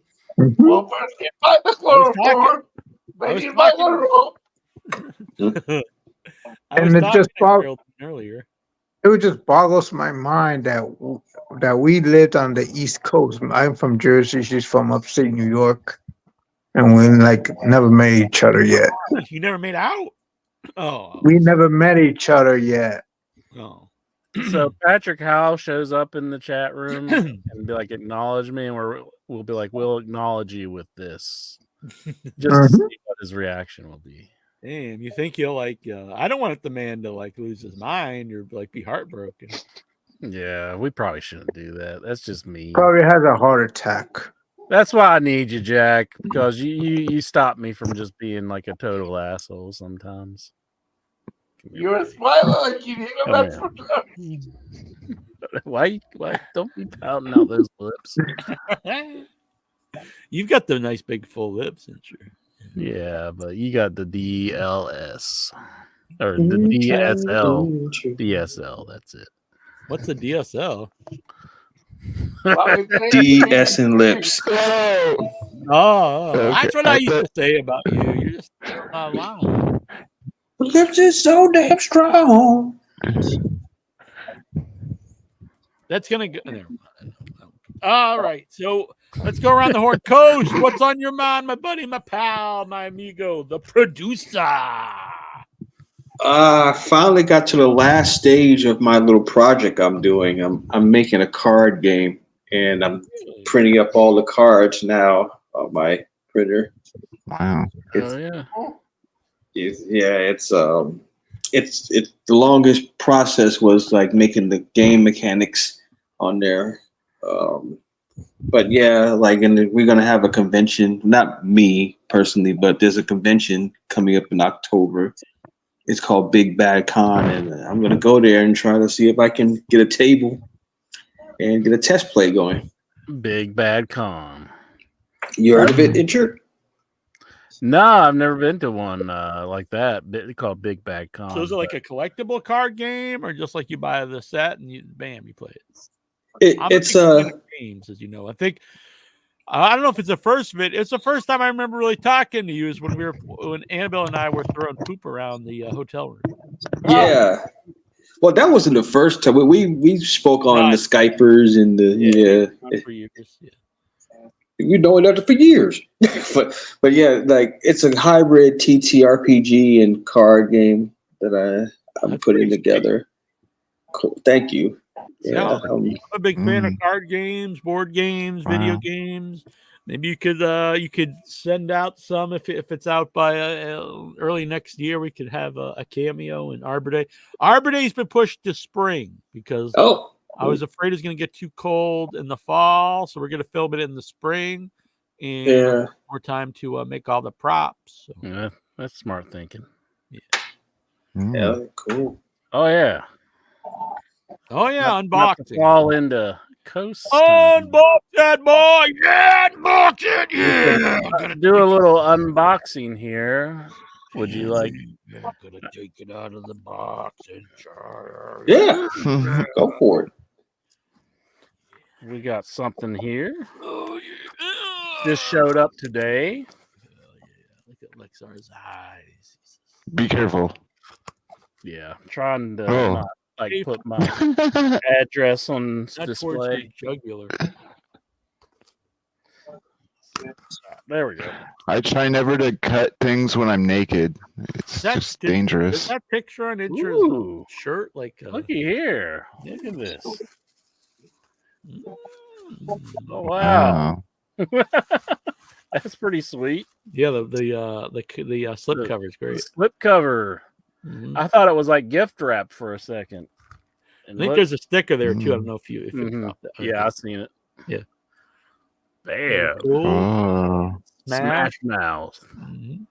Touchdown. Touchdown! Yeah! So I have tracked down Backwoods Bob, and he'll be making his 50-plus year return to film in Arbor Day. Mm, Let's get the Arbor Day. nice. Look at that! Boom! Double feature! Yeah! in zone 2. Trying to get where the Yeah. reflection ain't too bad. There we go. You'll laugh and then you'll scream. And we got a bunch of horror folks there. I can see Mark Patton. Wow. Yeah. Mark Torgel. Heck yeah. Hoffman, Dan Yeager, all kinds of cool folks. There's Victor Miller. Lloyd. Lloyd's Yep. right over my name there. Mhm. Yeah. Let's open it. Mm. Got a lot of specials in there. Oh yeah. Deleted scenes, producer commentary, actor commentary, interviews with Bill Whedon, Neil Jones. Hey, that's me. Mm-hmm. Wow. AJ, Michael St. Michaels. That's the Greasy Strangler. Mm-hmm. The producer commentary tracks. I'm on both of those. Bam. Boom! Look at that. Sweet. Awesome. Sweet disc. Wow. They look nice. Yeah. Mm-hmm. Dig it. I used to draw CD covers for people, like they get it printed on their CDs. Thank you. I really appreciate That's it. awesome. Fan. Mm-hmm. Yeah, that was Oh, an they look unboxing of the. This was the backer one, right? Yeah, yeah. The backer one's the only ones where you'll get that slipcover. Yeah, I love that slip cover. Yeah. I thought it was like gift Wow. wrapped or something. Yeah, it's great. I have not received mine yet. Mine aren't supposed to be here till like Tuesday. This just showed up today. Yeah, I was like, oh, we can Mhm. unbox it there. I've been seeing people getting theirs. I'm kind of jealous, but I'm very happy that they're arriving. Mhm. Awesome. Yeah. That's Very cool. cool. I like it. I'm pleased. That's a nice one. Yeah, very cool. Keep that pristine. Mm-hmm. Keep the slip cover. I know if there's one thing I know about Incher, he will not throw the slip cover away or anything away. No, I keep everything. Yeah, I'm a horse. He'll keep the bubble wrap maybe. package I mean, paper. You got to keep the bubble wrap pristine too. Yeah, Lexar can use that. Mhm. The There's old- like thousands of pops on there. Mhm. If you get like anxious, you can just start popping. When you're getting the lap dance, do the strippers ever hear the pops? No, I never had those. Oh, okay. He's got things wrapped up Oh, in the nether regions. it's like Why a are you so chastity dirty, belt Jack? alarm. When your wiener gets bigger, it'll pop the bubbles. Like, What's on your Wow. mind, Baby Steak Ass Master 420? not much. I was thinking Backwoods Bob for his 50-year return. He could do a Rip Van Winkle return, like wake up in a cave or something. You have to wait. That's my No, that's amazing. No, that's awesome. I like that your DVD. That's yeah, really neat. Blu-ray. So yeah, I'm That's very awesome. happy it's out. Blu-ray, yeah, that's awesome. And that's got the unedited version of Mhm. Smash, the one that's streaming on YouTube and Amazon, and will be on Tubi. It's not on Tubi yet. It will be edited. Wow. This is the unedited one. Touchdown! Booyah! Touchdown! So there is full frontal nudity in Once and Future Smash. For anyone out there who's not, you have to be close your eyes during the scene. Mhm. But for people who want to see that kind of thing, heck yeah. Exactly. Yeah. What's on But your mind, no. Lexar? What are you looking at? Looks like The you TNA got something channel. like tied up in the corner or something. No, it's a TNA channel. It's right here. Wouldn't that be something if he like dropped the phone someday and we just saw like someone's feet and like they're tied to a chair in the corner? They just start mouthing "Help me." I'd have to I close don't my know if eyes. that would be something. That would be disturbing. They'd be like, he makes me watch the TNA channel. I'd be like, Incher, call the cops. Like, Makes me watch the TNA channel and talk to the signs and stuff. I don't want to talk to police. Call the cops, Incher. He takes like the ring mat and folds it up and just shoves it in her mouth. Yeah, I don't have that anymore. You don't have the ring mat? Did he run away? No, I threw it in the Threw garbage. it away? What? The one you See? paid like $5,000 for? There's the cardboard towels. Wait a minute. You Yeah. paid like $5,000 for it, then you threw it away? Yeah, What because happened? I get paranoid because Jackie Jones and Johnson Jackson says that my ring camera knows the whereabouts and probably knows and sees and Are thinks we gonna and have to all like, this have stuff. you like put into an asylum or something? Are you Well, why don't serious? you say you're just kidding? really GCW worried cameras about out you. too. Huh? I'm really Go to worried. the I'm just kidding. It's in the closet. I'll show you right here. You can't be going, really. Well done, Lexar. I thought he was serious. I'm like, it's finally happened. He's lost his mind. I bet he's still worried about it though. Do you have it locked in there so it doesn't get out and watch you?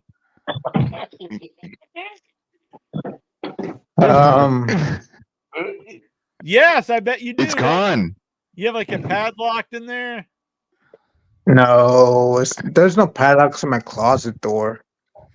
Lexar, there are no inanimate objects that are watching you. If that was the case, you'd probably be in jail already. So just look at it Well, like that. I mean, they might be But watching. you should search it for eyeballs, though. Do they ever contact Every you like, inch. in your sleep? Like, can you hear them talking to you? No, but in my mind, like they probably talk to each other. the GCW canvas and the TNA canvas. When you set fire to that apartment building, like the doorknob would have told on you. They were like he Not if he it set burned fire to down. me. The donor would have said nothing because they'll get burned. Yeah, he'd busy be mad doing that Wow. he's burned. Damn. He'd be like, I got 3rd-degree burns here, and Now do that's you the feel- guy who did it. Do you feel bad that you actually burn like a door now that could see and listen? No, it's just revenge because the landlord like wanted us to leave, but like realistically, she wasn't gonna rent out the apartment to somebody else. She's gonna she was gonna rent out the person to her son, but her son is married and like has like plenty kids, so she just wanted us to leave so she can rent it to somebody else, not her son. So Did your mom know that you burned the house down? no, I probably will confess that to like Like a to priest? like yeah, I think of please. all the Put it in the places- closet like that ring mat Probably be the and worst never place. talk about it. I Like guess you Like said, the TNA I think canvas of all the talks places too. to confess this to, this is probably one of the worst places. I think it's probably if you're gonna Yeah, confess. like a priest. put a Yeah. lot of money in your head. Yeah, I'm very I'm awesome. Reverend. I'm an ordained minister, so you can confess to me. You're not an ordained Yeah, minister. I am. Yes, I am. Oh shit! Where's your certificates? I have it upstairs. I can show you a picture of it. Oh, so you can make holy water, huh? Yeah, I can perform marriages, and I can. Whoa, It'll be Can you awesome bless if any kind of Jack's liquid? Like, Is that a sign-in? I'm an ordained minister. Spider. Spider just It'll came be out of awesome. nowhere in front of your camera. It'll be awesome if Jack's next film like he will dress up as a priest. You know, with all with all barbs and everything. that's awesome. Nice. Oh, here it is. Show it to you.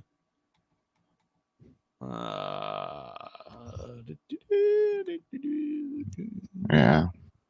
I suggest like Lexar grabs one thread of the ring mat and just starts pulling like a lot. What happens? See Rose how much it'll Ministry unravel. Certificate of ordination. This is to certify that Neil Jones was ordained on August 24th, 2008, as a non-denominational clergy with the title of Reverend. Okay, so how do you get that? You have to like go through like dozens of classes and like, Yeah, I'm a holy man. yeah, you have to go to class. You have to like study. I went through. I'll just say this. I went through everything I needed to get. It's called seminary. Oh, there you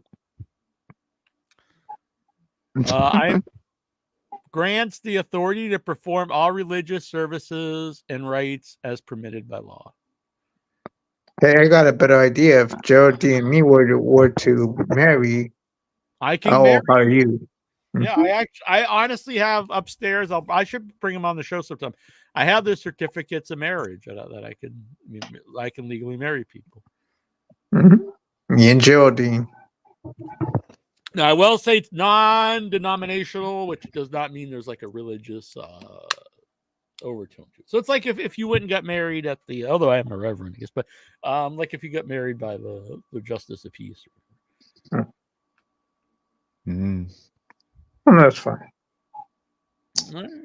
So anyway, I can also I can also baptize people, but I don't like to say that around. oh, geez.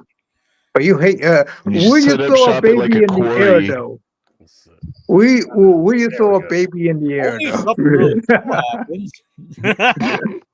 That'll be awesome if you throw a baby in the air. In the name of the Father, you just throw a baby in the air.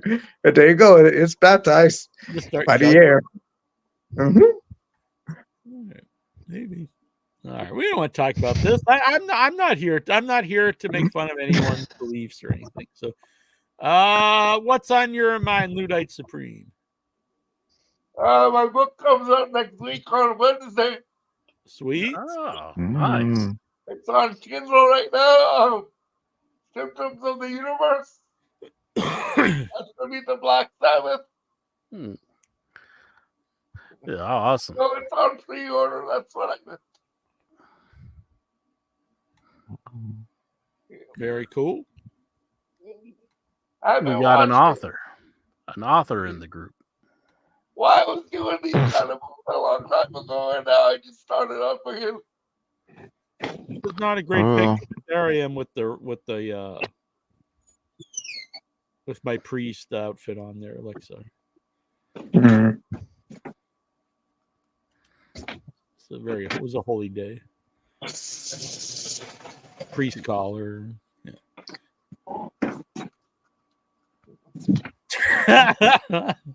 What? That I'm not saying nothing. What? It was a good Just day. saying. I'm just Well, should we get to these questions? certainly. All right. Lexar, listen to me. Let me out of the closet. Lexar. Let us out of the closet, Lexar. Do they ever whisper to you like that? No, you just did it right now. So you want me to take out the can? I had to like clean. There's like a back part that I forgot to clean, and like all the cardboard tiles is out of place. So I had to like readjust it. And so, but since I'm lazy, I don't feel the urge to do it. So All right. Well, That's turn fine. it down. That's Turn off the fine. TV in the background. my This bad. is going to be like Hellraiser, but Lexar's in it. Like, Matt's going to be like, "Give me more." We meat. have such sights to show you. We have such sights to show you. So teenage, so the Carpet teenage tiles just start levitating and swirling around. Like, be awesome. Maybe like- Lexar, it's me, Nick Gage. I came back from the dead. Maybe like blood wrapped brought in me barbed back. wire. Got like a pizza cutter. Hell yeah. I need more. He's like the Chatterer, but he's got pizza cutters in his mouth. Mm-hmm. One guy's just got like light tubes sticking out of his eyes. This is And they light up too. Yeah, we can make That'd be this into a sweet. movie. Sure. What if the Chatterer ever bites his tongue? That's it. I don't know. I don't know if you have it. Oh, fuck! Or tease. He used to bite his tongue. Yeah. Dobbs wants to know what plastic bag was that plastic bag from Lexar's room? Ew. I certainly hope Which not. one? I don't The know. one that was suffocating Brian Daniels. Oh, interesting. That would add insult to injury. Yeah, it's No, one thing to die. There'd come all over his face. It's another thing to die with a piece full of Lexar. I like that just completely spelled out. It's like we don't walk around, tiptoe around anything. Bruce That's- just, honestly, now, damn it, that's the AEW World Heavyweight Champion we're talking about here. Lexar, We have some respect for the AEW World Heavyweight Champion. Please. I'm not going to ask the I don't want a Lexar. He's telling.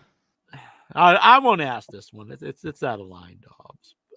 The next one, we'll leave some of the stuff up. You're very kind to answer all my questions. Well, thank you, Dobbs. Some of those are just. Must have been bad if Dobbs is being censored. Jonathan Jackson, if you could have a butt plug with the face of any Hittyverse member as the handle, who would it be? Now he does ask this for a reason, Incher. There was I think I shared Not it. AI and more stuff. No, is it's a real. It was like I don't know what she's like. I guess an influencer or whatever. Someone on I don't know OnlyFans, and she has like a big. It was big, like a big rock butt plug. The Rock? Yes, it's like it was a really big. Well, and then instead of like the end, it was like the Rock's face. Oh, he smells what she's cooking. That's even what she said. I think when she shared Ugh. what he was cooking. Yikes. So the question was, if we were going to get Headyverse butt plugs, who would be on them? Whose face would be on them? Mm. His face. Now, just think, I decided to ask that one. Mhm. But I the would other get one, I was like, Headybot. Headybot's face would be on mine. It'd be like a collectible set. Do you think I should ask Headybot? No, Yeah. that's a slippery slope that we don't get out of. Is I Headybot hope- the I same hope as it is. Chatbot? Because you'll get banned if like. You want it slippery, or else it'll hurt. That's an interesting. Mm. Headybot. He probably won't answer this, so do you think? It's like, go get fucked, you fucking asshole. Not answering that. Face should be on a butt plug. It probably won't answer this. It's gonna. Someone with a skinny neck and a big head, like if good butt plug shape. It actually I don't answered know. a question Is it that me? sure to spark some lively debate. Oh, God. While opinions may vary, I'd say Wacko Bob's face would be a great candidate for butt plug. Oh my god. This is not me making this up. The Headybot, I can't believe this. This just made my week. I think it cured my cold. It cured the common cold. Headybot. It picked Wacko Bob's face for the butt plug. Uniqueness. Wacko Bob's eccentric personality and appearance would make up for a one-of-a-kind butt plug. Humor. His face on a butt plug would likely bring a smile to fans' faces, embracing the Headyverse playful and irreverent spirit. And memorability. Is that even a word? Memorability? Yep. It would certainly be a conversation starter and a memorable addition to any Headyverse fans collection. That would be if someone walked into your room intro and you're like, "What's this?" Like, that's my Wacko Bob butt plug. Flea's losing it in the chat room. Wacko Bob butt plug! Exclamation point! Remember, this is all in good fun. They always have to add this. And this is like the song Short People. It's like short people's got, it's like basically saying short people should die. And then he's just like, but yeah, I love everybody. Like they just put that in there so you can't be like, what are you doing, asshole? Yeah. That may like, whenever Kamala has insinuated that Pat Patterson and Brooklyn Brawler. I don't mean no harm. Don't mean any harm. The Headyverse is about embracing humor and camaraderie through butt plugs. If Wacko Bob's face ends up on a butt plug, it'll be a testament to the community's creativity and playfulness. Oh my God, this is insanity. Vic says, I'm just grateful that Headybot didn't choose me. I don't think it could have picked a better. I almost want to ask about a fleshlight, but maybe we shouldn't. Headybot be like, if someone super chats $2. We'll ask a fleshlight. Tyler Stevens, thoughts on Sparky Plug? Why did all of a sudden the Headyverse just fucking loves Bob Holly? Like I see all these posts about Bob Holly. I'm like, all of a sudden he's considered like this great wrestler, Bob fucking Holly. I liked when Brock Lesnar broke his neck. Yeah, that was cool. He was trying to shoot on Brock Lesnar, and Brock Lesnar just yeah, he fucking destroyed him. I thought that was a receipt for Matt Capitelli or something. No, he would. He wouldn't go up for the power bomb. Yeah, so he put him up. So he gave him He's like, all right, motherfucker, straight you're up. the shoot power bomb now. I think that's revenge because they did a how good he angle coming back, but I think it's revenge how he treated those guys from Tough Enough. He was a Tough Enough coach. Matt Capitelli. Yeah, I heard that. Do you think he gives a shit about that? Yeah, You think Brock Lesnar gives a shit about anybody like he don't give a shit about anybody else. He I'll just think of it. He wouldn't go for his power bomb. I think of it as like Vince was like doing in his his apprentice And like it was kind of like Darth Vader taking on like Darth Yeah, he's Maul. like, Yeah, Vince ordered Brock to go out there and destroy Bob Holly. He was like, "You must get rid of him," and then so that's what Brock did. He was just like, destroy Bob Holly. Yeah, Vince just enjoyed it. He was just like, "Yeah, do it for me." Thanks, pal. Thanks, pal. KY Jelly came out. We just threw Bob Holly in the garbage after he's been an asshole for me for years. That's the best, pal. Ha ha. I remember him floating in that match. Like, that was good spot. I will name one of my dildos after you, pal. Do you remember Hardcore Holly getting a WWE Championship match at the Royal Rumble in 2004? It's a fine fuck about this. Fuck Bob Holly. I asked a fleshlight question. Another question that's sure to generate some laughs and debate. Oh boy. While opinions may vary, I'd say Pepe Potite's likeness would make a great candidate for a fleshlight. Here's why. Unapologetic humor. Pepe's unfiltered personality and humor would make for a fitting and humorous addition to a fleshlight. They even capitalize fleshlight because it's a brand name. Playful irreverence. His likeness on a fleshlight would embody the heady versus lighthearted and playful approach to humor, even in unexpected places. Whoa. It's on the box. It's on the box. Let's face it, Pepe's face on, I didn't even say face, I said lightness, but let's face it, Pepe's face on a fleshlight would be a surprise, and the shock value would add to the comedic appeal. And then it says all that bullshit about. Says all that stuff we don't care about. Disclaimer. Damn, that's crazy. Like the inside of the fleshlight is just his body. Like if you cut it in half, it's just like him. Like that's the real joke of it. I shouldn't read this one. I asked the same question about what Headyverse member would make the best dildo. We could add it to the Vince McMahon collection. Do you want to know the answer? I think I don't. Another question that's sure to spark some laughter and debate. While opinions may vary, I'd say Jackie Jones would make a great candidate for a dildo. Here's why. Confidence and swagger.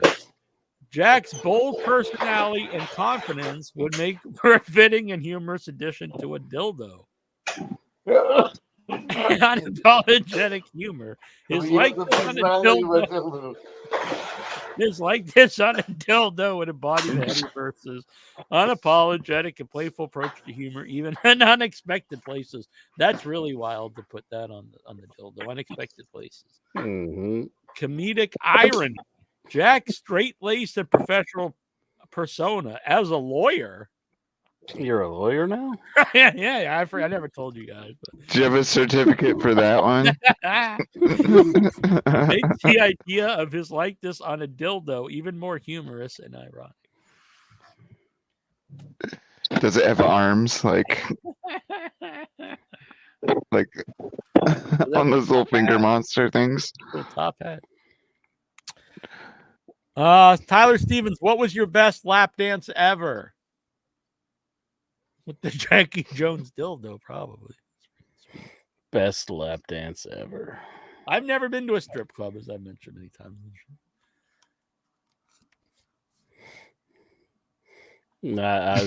I've never stepped foot in a strip club. We were there earlier today. That's why we were a little late. Lap dances are overrated.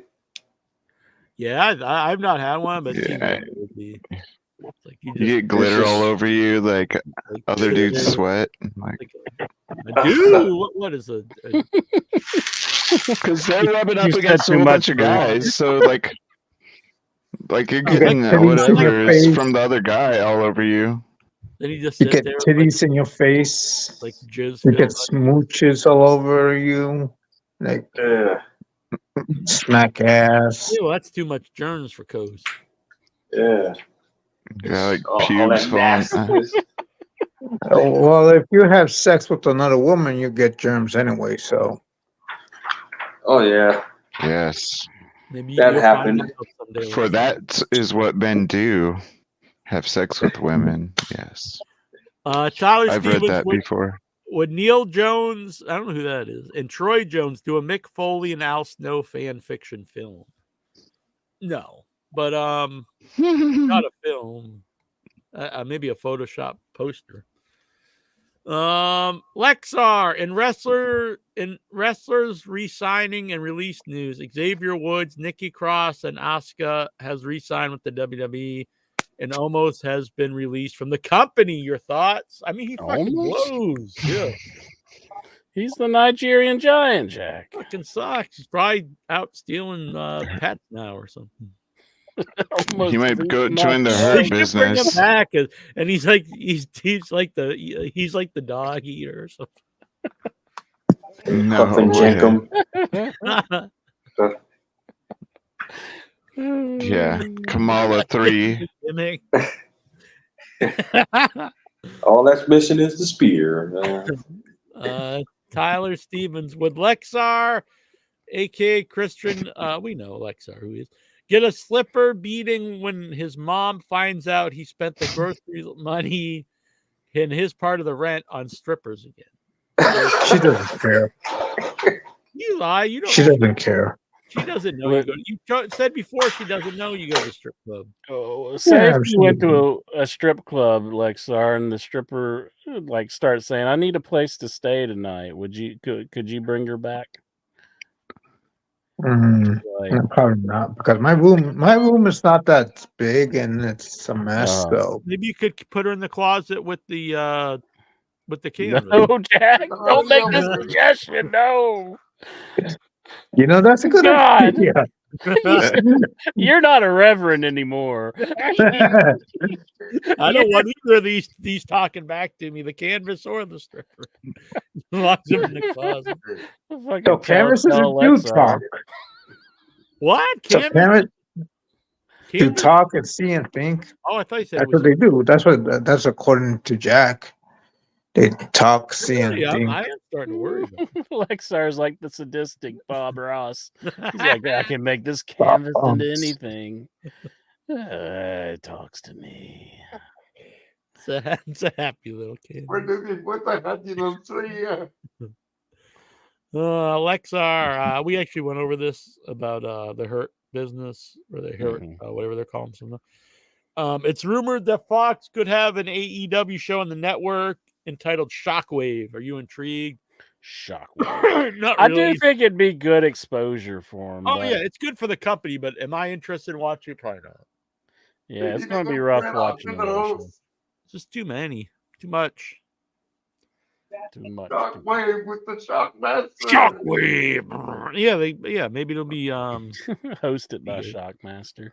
Remember Ted the earthquake, after he did the earthquake, you would hop around and they'd call it the shockwaves. They'd call it the aftershocks. The aftershocks. Petitions are out to have AEW shut down after the violence happened. Look, if you're upset about it, just don't watch a show. I mean, come on. Don't be a bitch. I mean, I'll watch it no matter what, but I do think it when the cinder block stuff was just too much. I think I'll watch it though, but yeah, and if you're upset by it, I mean, you can just not watch it. Don't mean you have to have it shut down. And it was an unsanctioned match, so it was unsanctioned. We've seen stuff like this, you know. Odyssey Jones has been fired from the WWE after domestic charges. What are your thoughts? Well, I mean, they don't want any part of that. So, I mean, if he's found innocent down the road, I'm sure they'd bring him back. And if not, that's probably the end of him. You know, though, they said like his segment was like one of the highest rated segments when he was like coming out with New Day, and I don't see why. I mean, was he like a big name on NXT or something? And people are really excited to see Odyssey Jones. People just love New Day, maybe. I don't know. Yeah. Lexar, do you get a pump for Odyssey Jones?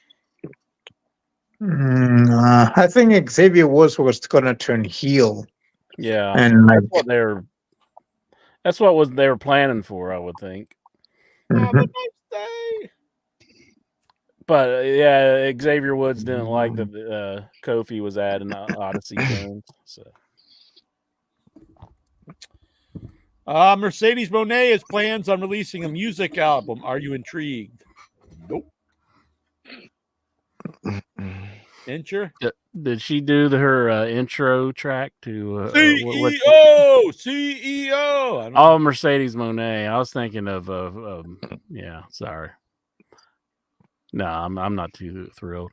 Actually, like they cut out the part of the song. It's like it used to go duh, duh, duh, duh, duh, but now it just goes duh, duh, duh, and then it just like keeps rapping. I didn't like that. I kind of like you would get like the tunes to play out. It seemed like it flowed better, but she changed it, or somebody changed it. She needs to change her finisher. It sucks, and she can't hit it on like very many people. Anyone that's because she's pretty small to begin with, and it very rarely looks good. Yeah, you can't have a finisher that you can't perform on everybody. I No, mean, it's very awkward looking. Lexa, the WWE shop site has a new deluxe one-of-a-kind Cody Rhodes replica robe. Are you intrigued? Is Incher going to get a loan to buy it? I'm not buying no Cody Rhodes replica robe. How much is it? What about a Cody Rhodes butt plug? No, I'm passing on that one too, Ludite. Oh, anything Cody Rhodes. Is it like a replica? Like It's a replica. That's what I hear. It's a replica robe. Mm-hmm. It's like the robe that he comes out to the ring. But it's not like Is that the the one that actual robe he wore, but it's like a replica. I don't see it here. What's her name that designed Cody Oh, Rhodes here it stuff? is. Yolanda. Yolanda. Is that the one that she designed? I believe so. It's the same one that she designed. So there you go. It's just not too bad. You don't have to get a loan. It's not one of a kind. How much is it? It's only $429. That's not that bad. Yeah, see? Wow. Wouldn't that be cool? You could go walk around town in that. I might have trouble with that button there. It's just like suck it in. And then even if you did, too though, many then hot it's dogs. stuff sticking out of the bottom and stuff. You know what I mean? Mm-hmm. I It's don't not think it gonna would. be good. Man. Yeah. You probably would just leave it open. But so yeah, fuck it. I say It's appropriate that coat's red though. red coat. Mm-hmm. It looks like it always reminded me of a British like turncoat, like red coat thing. British are coming. The British are coming. I've walked the Revere, the Freedom Trail in Boston. That's the trail that Paul Revere rode to tell everyone the Brit. And then it's the famous church he goes to where they had the one if by sea or what was it? One if by land, two if by sea in the top. I've been there. It's kind of cool. Mm-hmm. Wow. Now we go to a church chicken. Cody Rhodes. Yeah, well, I go there and then I start preaching. They're like, it's Reverend Jackie Jones, and they let me in. Perform some weddings and I take off. Lexar, AEW now is selling furniture with the show's logo on it. Are you intrigued?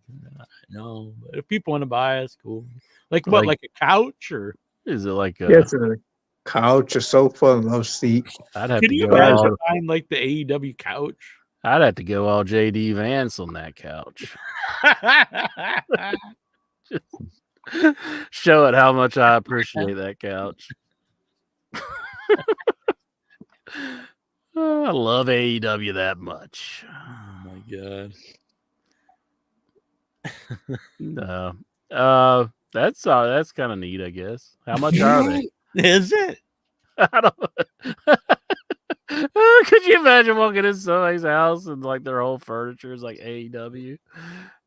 Sit down in the AEW chair over here. Let me. I got it here. It's the AEW furniture by Zip Chair. Well, it would look pretty sweet if you had like all your furniture was AEW, and then like you had like an AEW canvas as your like your Oh, carpet. there you go. That you talk to. See? Mhm. Now the computer chair is You're pretty like your nice. They do tablecloth. the show on that. Mhm. And then I there's the hate this Heck yeah. computer chair. I'd probably buy that computer chair. How much is that thing?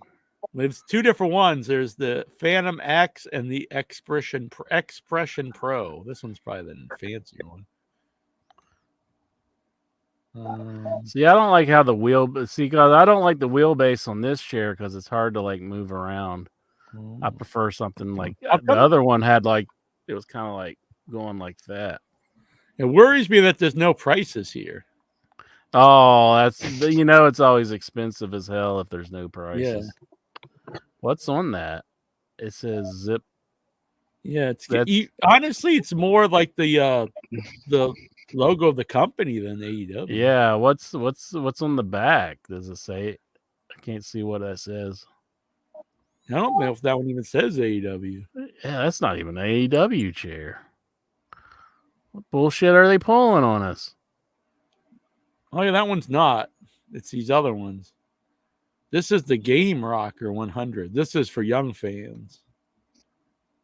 They show the wrong stuff though when you click them. It's got like some college football. Yeah. Man, you guys got to get your site together, you fuckers. Zip chair bitches. Yeah.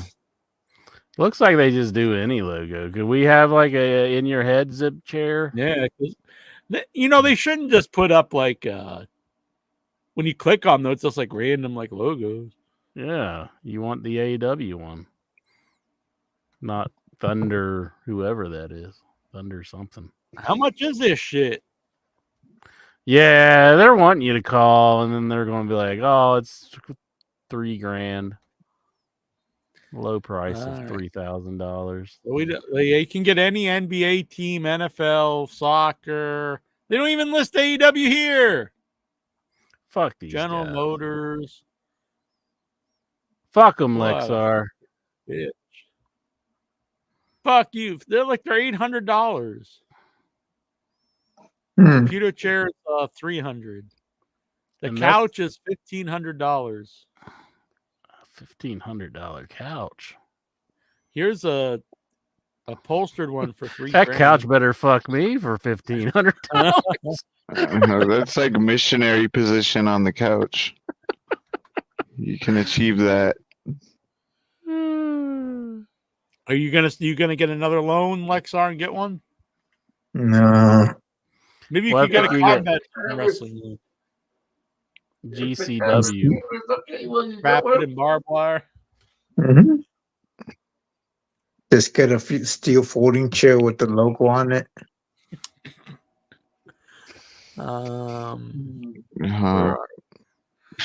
Tyler, what two superstars of any era would have had the best non-violent wrestling match?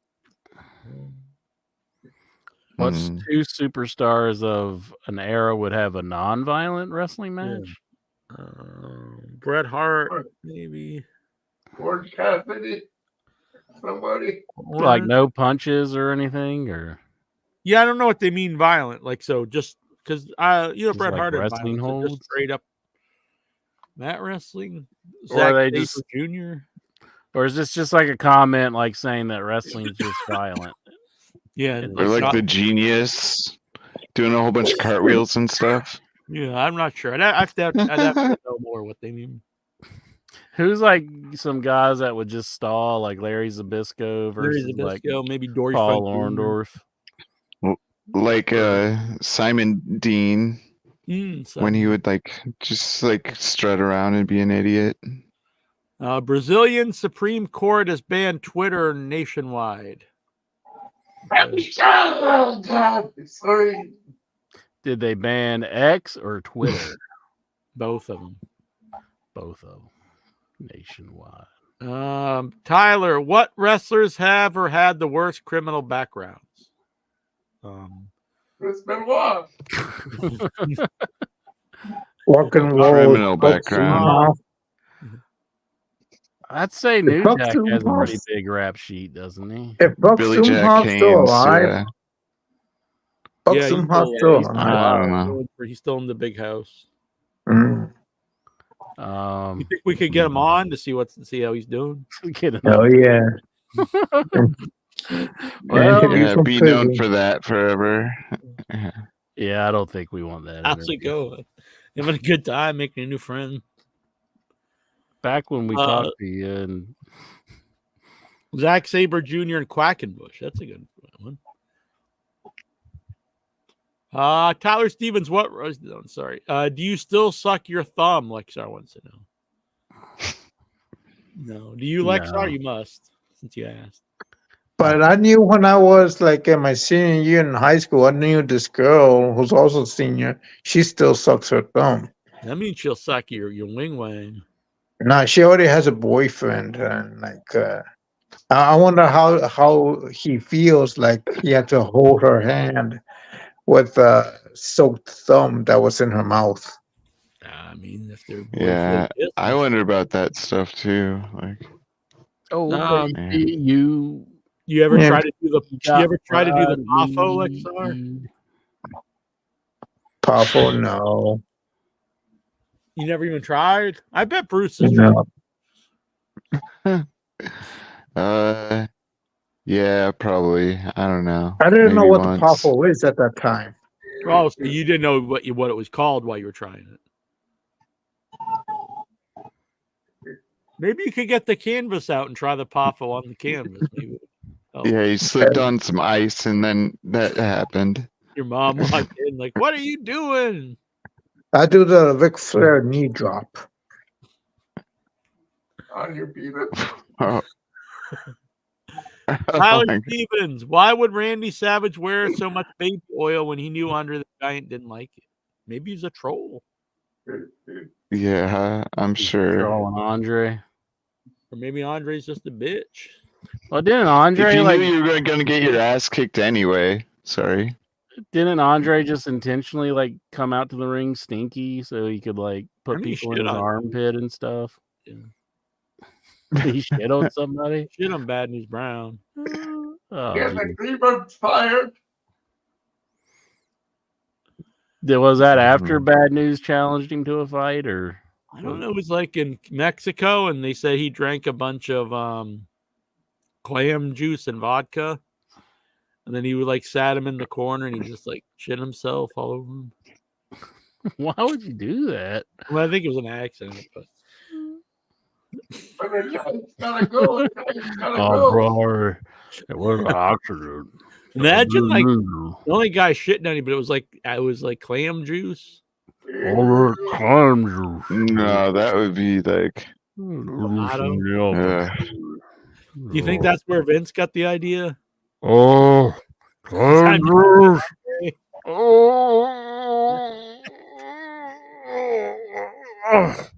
Sorry, Andrews. Okay, that's a good Andre impression. Andrews.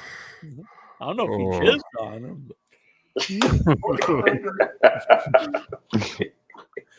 But...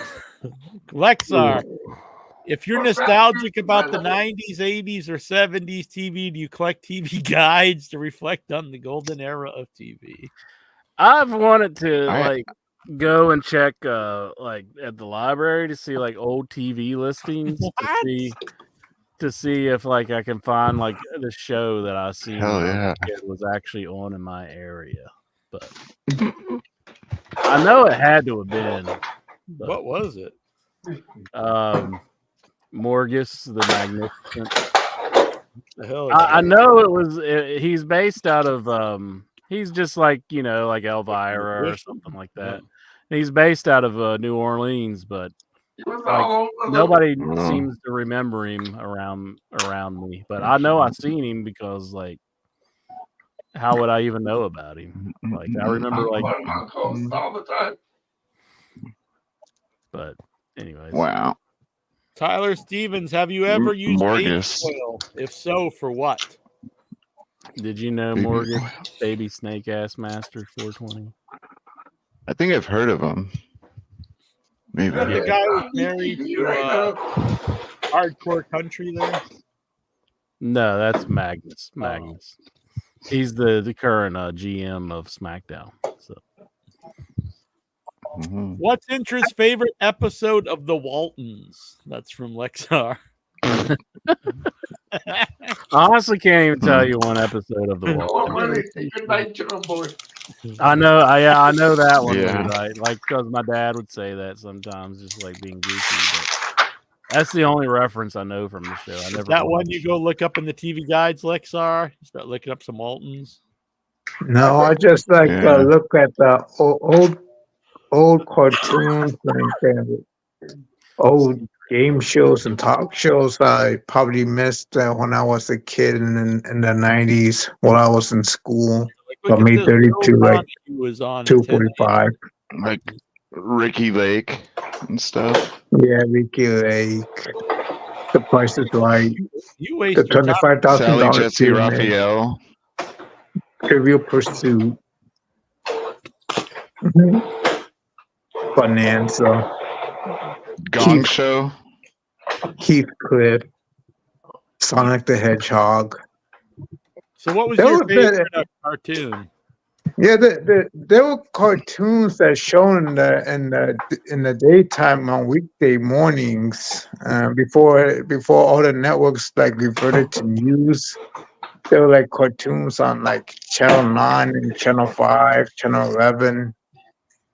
Yeah, they show like 2 hours of cartoons, and then by 9 o'clock they show like talk shows and other stuff. And of course, shows the People's Court. That's another one. I know you've been sworn to the hammer in your complaint. Tyler, what's your No, thoughts? I never really like watched those except for maybe The Price is Right. I just remember like when I had like a day off from school, I watched The Price is Right religiously. This like way before Springer, Jerry Springer. Then I watched Jerry Springer. I remember watching Jerry Springer before he become like real big. Like he would come on at like 3 a.m. I used to watch him. Me and my brothers, we would watch him like when we were on summer break. Like Mhm. then he became huge. Yeah. Now I watched now him he's in fast. between there. But my Yeah. girlfriend in high school loved him, so we watched him and she'd giggle. She'd be like, he's not. Yeah. Tyler, thoughts on Hulk Hogan throwing the murderer Chris Benoit under the bus on a recent interview? Well, it's not so much throwing him under the bus. I think he's throwing wrestling fans under the bus. He was like, if wrestling fans can forgive and love Chris Benoit, they can still love me. What the fuck? Like, who the hell? I mean, how many people love Chris Benoit besides Lexar? Oh, you caught me. And why would you even say that? Like, I don't know. That's really weird. I saw his title win at WrestleMania 20 live. So that's why I defend Chris Benoit. Such a hard worker, great So wrestler. it's okay that he murdered his family because you saw him live at a wrestling match. Kevin Sullivan allegedly did that. So No. Lexar, we're having none of this. We're having none of that. That's it. Every time we're always God, on hold time. it. Oh, sorry, blood news. Oh, shit. Oh, sorry, TP.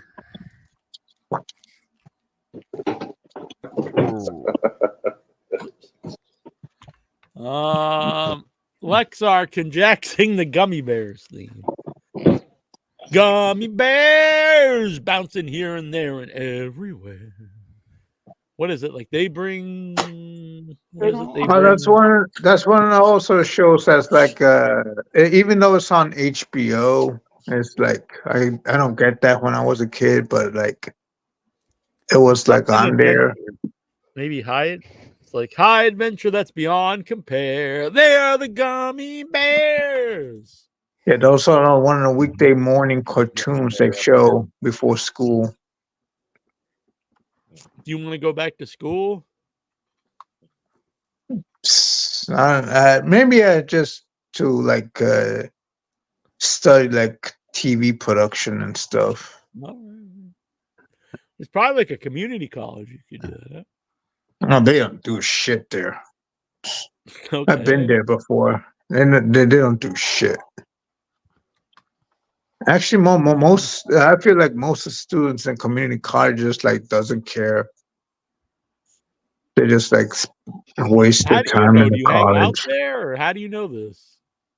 No, I've been there because like a few of them are stoners. Like I saw like a group of them smoking weed. Like Whoa. Dude, guess one of what? the campuses. I'm starting college online classes So you can in smoke like weed? 2 weeks. I already do that, so like I'm already halfway there. But Yeah, I'm in coming classes. there? Community he need- college, it's awesome. Hell yeah. All he needs to do is go to a Oh, campus and nice. like smoke weed. I'm like skipping the middleman. I'm sitting Well, in that my doesn't mean you have apartment. to smoke weed. You could go there and learn something. That's what I'm saying. I'm Yes. sure there's some type Don't- of community college that has courses and different things. They're all over the Yeah. place. They're cool. Tyler, would you party with Marty? Marty School. Marty Jannetty. Probably Probably I not. don't know. I don't think I could tolerate Marty Jannetty much. Maybe How not. does it- I'd just be like, ugh. All this dude wants to do is drink alcohol and other Well- things.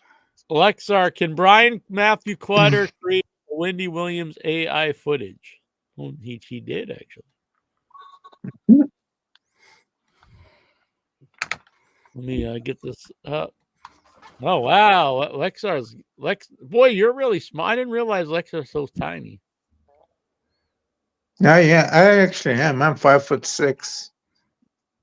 Yeah, I'm like 5'6", Lexar, so Mhm. I'm Yeah, but, somewhere around there. yeah, I'm but like- Damn, look. Jackie Look, Jones you- more smaller. You're like your whole head's going into them boobs. Yeah, Wendy Right. Williams had big boobs, but she has implants though. It's not I'm like not even real. sharing it. Sorry. Let me Yeah, see. I was wondering what you're talking about. Yeah, she. Okay, my arm. How do I have my? I have.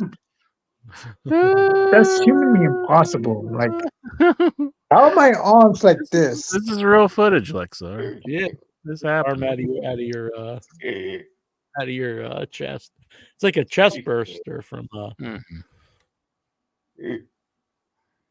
Who's hugging him there? Who's that? Is that Wendy Williams? Wow. Is that that one Mercedes you're a Monet? giant there. Who is It's that? like she. It's like Wendy like a- wrapped her whole arms Put you in around the- my head. He put you in the sleeper hole. That's bro. sexy. Yeah. Yeah, you're right, Oh. Bruce. Nick, I think she's choking you out. She's got you in the transmission. Well, she gotta get away. Maybe you like it. Kata Hajime. It's just like that Rhea Ripley like wrapping her legs on Dominic, but it's but Wendy's wrapping her arms around me. Damn. Does that get your ding dong hard, Lexar? Mhm. Damn. Now what's missing? Now what's missing is Ricky Lake and Bethany Frankel do the same to me. Ooh. I know Ricky Lake, but who's the other Bethany one? Frankel. Yeah, she used to have a talk She show. used to be hold on. hot. You're obsessed. She's- with Well, yeah. Now she like look like Frankenstein in a little bit, but what is her name? Bethany Franken? Frankel. Frankel. She's kind of like skinny, like northeastern, like She's from New She York. like looks like. Yeah, she She's looks from like New she York. could be a Kennedy almost. Like I've never seen this Yeah. person. I don't know who she is. She's from the Housewives, but You she watch a lot of real bullshit, don't you, Lexar? when you had all that time unemployed and you're just flipping channels, you find something interesting, and you just see or like whatever women your mom's fighting, just watching. chatter, like you see like women on camera like fighting, like not physically but verbally, and you catch your eye, and it catches your eye, and see what develops, and is find out what they're fighting for and all that stuff. Tyler, what former wrestling guest on In Your Head would allow you to cover them in French fries? Maybe George There's lots South. of options. Don't do that to George Sell.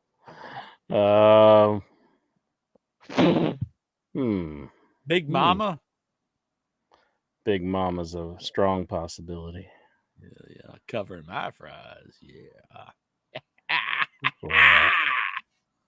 Oh, you're so dirty, Jack. Dude, you're just talking about jerking off to like some like game shows or something. You're like back to the Game monkey to like That and when getting there's- stripped. What when they're game spinning- show? when they're spinning That the and getting wheel. like strippers and like Come on, smacking over that her wheel, ass. George. Oh wow, they're playing Plinko. Oh yeah. I want to play Plinko with the strippers' boobs. It truly is the showcase showdown. Tyler, was it bitterness or a boot to the skull from Goldberg that ended Bret Hart's career? I'm a fan of Bret Hart. Would you eat Brock Lesnar's meat after knowing he almost pooped on a girl's head? I don't think that's true. He was into the pee, from what I understand. Yeah. And he, for whatever reason, he did back out. Whether he thought better of it or whether it really was like an issue where he could. Yeah, maybe he thought it was like all talk at first. You know what I'm saying? I don't know. I don't know. Yeah. Is he like a rancher selling meat now or something? Yeah, he sounds like big meat. And like, I don't know. I kind of like his videos where he's cooking like big ass steaks and stuff.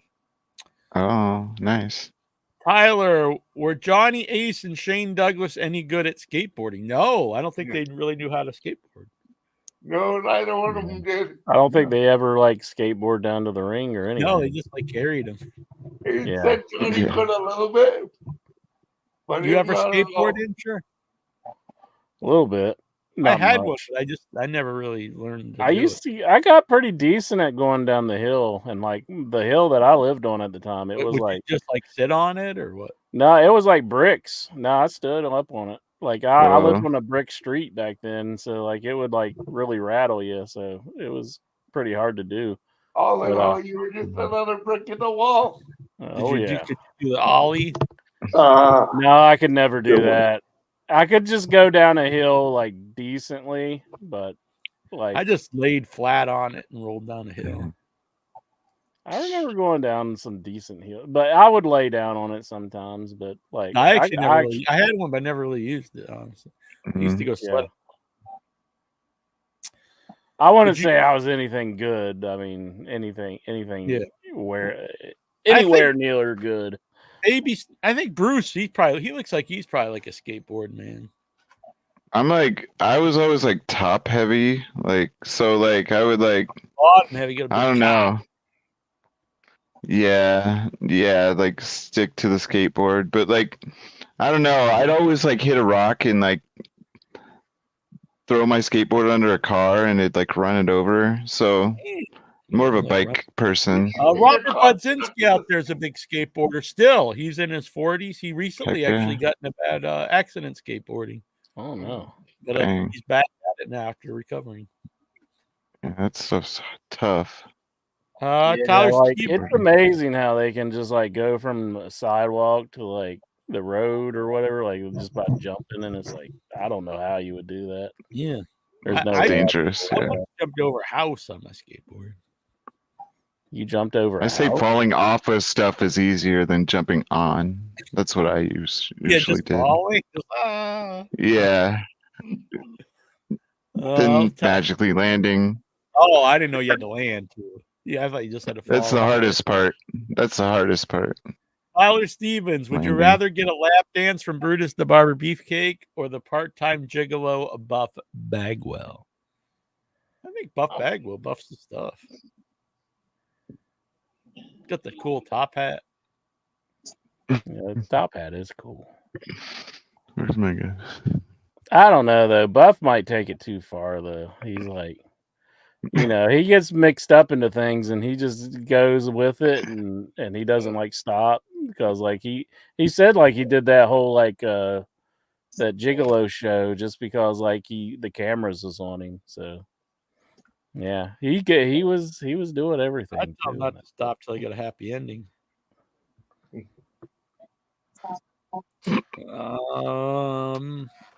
Jonathan Jackson, what are your thoughts on The Weeknd's latest album cover? Cover? I've never heard. I've probably heard him, but I don't know anything about The Weeknd. I know him and Dobbs. They always fight because Jackson's a big Weeknd fan, and Dobbs is a big Bad Bunny fan. But I say Jelly Good Roll. night. Good night, bitch. No, good night, Lex. Have a good night. Okay. And hopefully the canvas doesn't see you doing dirty deeds. I'm really They call them the long weekend. I'm really getting concerned about Yeah. Lexar. I'm not even joking around here. Yeah, no. I've always been concerned about that. He talks openly about burning a whole house. Yeah, that's pretty bad. Bruce Briscoe, is this the new season premiere of In Your Head? No, not yet, but we're coming up. It will be soon. And we're saving the best for last, or at least the most for last. Now it's time for Nikhil. Nikhil wants to know. Wow, it's a lot here. According to the WWE side, the AEW deal and the offers to Daniel Garcia and Swerve Strickland were considered bad for the sport because the offer are so far over what WWE perceives as the market value for both Garcia and Strickland from Wrestling Observer News. It's for years, all the wrestlers made far less than they should have compared to other sports and entertainment. So I think it's good that they make better money than the. If Tony can swing it and pay them, and that's good for them. So who cares? Like, Yeah. They're both billionaires, so keeps them in like AEW rather than just going to WWE. On this Makes day, other athletes want to become wrestlers in the future too. They're like, there's money in it. wrestlers have a finite time. You never know when you're going to get hurt, so they should make the money when they can. They're putting their careers, their bodies on the line. I would rather the workers make more money and the billionaires like still make money, but make like slightly less money. I don't really understand people against it, to be honest. Yeah. On this day in 2023, CM Punk was fired from AEW. This major development opened doors to the historic return of the Cult of Personality to WWE at Survivor Series in Chicago. I still think it was a mistake to get rid of him, and it's a hill I'll die on. I feel like we've talked about this so much. Yeah. I think he wanted to get fired, honestly. I'm a big fan of CM Punk, but I just think it just was destined not to work. It's too much of a personality conflict. Yeah. I don't see how he's like satisfied with the storyline that they're fighting over a bracelet. Like, I can't see him like Drew's great, being so it's satisfied with it. like really talented guys. Yeah, they don't need that bracelet. Crap. No, it's kind of silly to add it into it. Well, Drew did have that big sword earlier. Like, Fuck the they sword. like gimmicks for him. I did kind of like the sword, but I felt It'll be good a about Celtic cross next time, like with a leather strap or something. Cliffhangers on Amazon Prime. Will I watch? Yes, I will. Still my favorite Stallone movie. Okay, I'm going to say this to Nikhil. I do have Vertical Limit in my bag to watch. Like, so it's In your ball sack? the one movie that he was comparing to, like which one's better, Vertical Limit or Cliffhanger. So I did get Oh, they're both Juju's bad. opinion on it, and she said Vertical Limit. She's a Really? Vertical I Limit. never even heard of Vertical Limit. Cliffhanger's fine.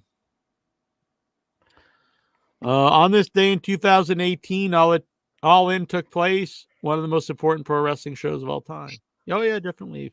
I've been over this a million times. Like, I really wasn't watching much wrestling at then. It reinvigorated my fandom, so I'm happy that it came around. It's good for the wrestling business. Even if you don't like it, it's good for. It made WWE get better too. Yeah, definitely. Mr. McMahon, a documentary. We talked about this, but I'm really interested too. Sheamus is working out a new long-term contract with WWE where it looks like he'll stay another 5 years. Good Lord. Isn't it crazy to think about these guys that's been with WWE for so long, like Randy Orton, and then Yeah, like 20 years. these huge like stars from back in the day? Their run was only like 5 years. Yeah, it's great. Like, no wonder, like, I just get so tired of them. They like, and I think Sheamus is really talented. I think Randy Orton's really talented, but it's like I've seen him for literally 20 years, like basically doing the same thing. It's just like, Yeah. okay. And against like basically the same people, you know. People can say whatever they want about Jericho, but he does freshen up his character all the time. Keeps him, interested. Mighty Morphin Power Rangers premiered 31 years ago this day. One of my favorite shows when I was younger. My favorite was Tommy the Green Ranger. Who was yours? I cannot say I'm a fan. I'd say whoever. I think the pink one was Amy Jo Johnson. So, Damn. but I'm not a Power Rangers fan. I think it's probably the worst piece of entertainment ever put together, and like I just never got it back in the days. But I was probably not of the age. Like I was older, so like I was like I think when I was like in the 7th grade when it came out. Yeah, And I might have been even. I was probably in high school, like, but yeah, what didn't appeal. Not, yeah, it was all my friends were too old to be watching. Maybe if I was younger, I would have been into it more. Yeah, But it didn't seem like something I probably would have been into anyway. But also, Teenage Mutant Ninja Turtles was I was kind of aged out when it came around, except for the original Teenage Mutant Ninja Turtles, which was like aimed at it was like a hardcore, not hardcore like sex and stuff, but it was a gritty comic book, and then the cartoon they made it more for kids. I like the Ninja Turtles, but I'm just saying when it came around, I was I was too old. Probably older. On this day in 2002, the big gold belt, former WCW World Heavyweight Championship, made its return and was awarded to Triple H on Raw from the Bradley Center, Milwaukee, Wisconsin, starting the Reign of Terror. Any memories? Big gold belt. How much? It's always my favorite. Big and like steroided up Triple H was after he came back. Just like with the big denim vest on and all that, or denim. Yeah, and like the band-aids around his like. He always had band-aids around his like middle to make him look bigger. It seemed like. I don't know. By the way, shout out to our producers, Brian Matthew Clotter, Coast in Your Head, El Santos World, our Hall of Famers, Ricky Ferguson, Tech Dingoes, Vic Schiavone, and Babel GT, and the Headyverse members, Stephen Butler, and new member, David Deadman. Join the Headyverse, help support the show. What are we here? We are at, and if you can't do that, at least hit the like button, subscribe, and share this out. On this day in 2016, Kevin Owens defeated Seth Rollins, Roman Reigns, and Big Cass in a fatal 4-way to win the vacant Universal Championship on Raw. Any memories? That was good. Probably was good, honestly. Weird that Big Cass was in that. Yeah, it's hard to think that they were pushing him at one time in WWE, and then they just got rid of him.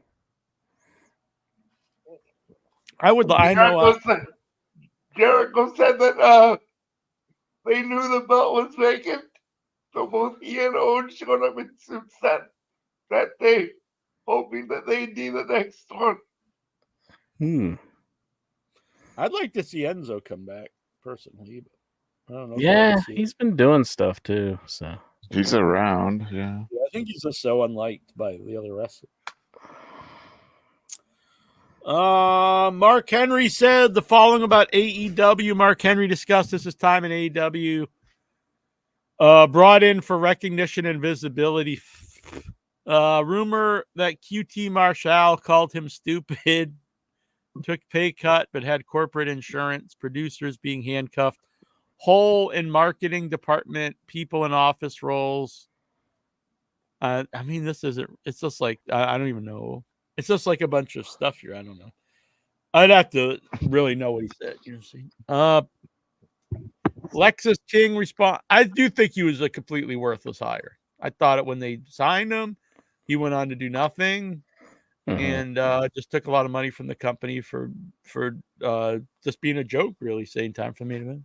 yeah, and like WWE was kind of down on him at the time. I mean, he should be grateful for what they did pay him. I mean, Lexus King responds to claims that he was getting more television time in AEW than WWE NXT. I'm getting really tired here. yeah, Was last seen on August 13th. yeah, I think he did have more time on AEW than he does on NXT.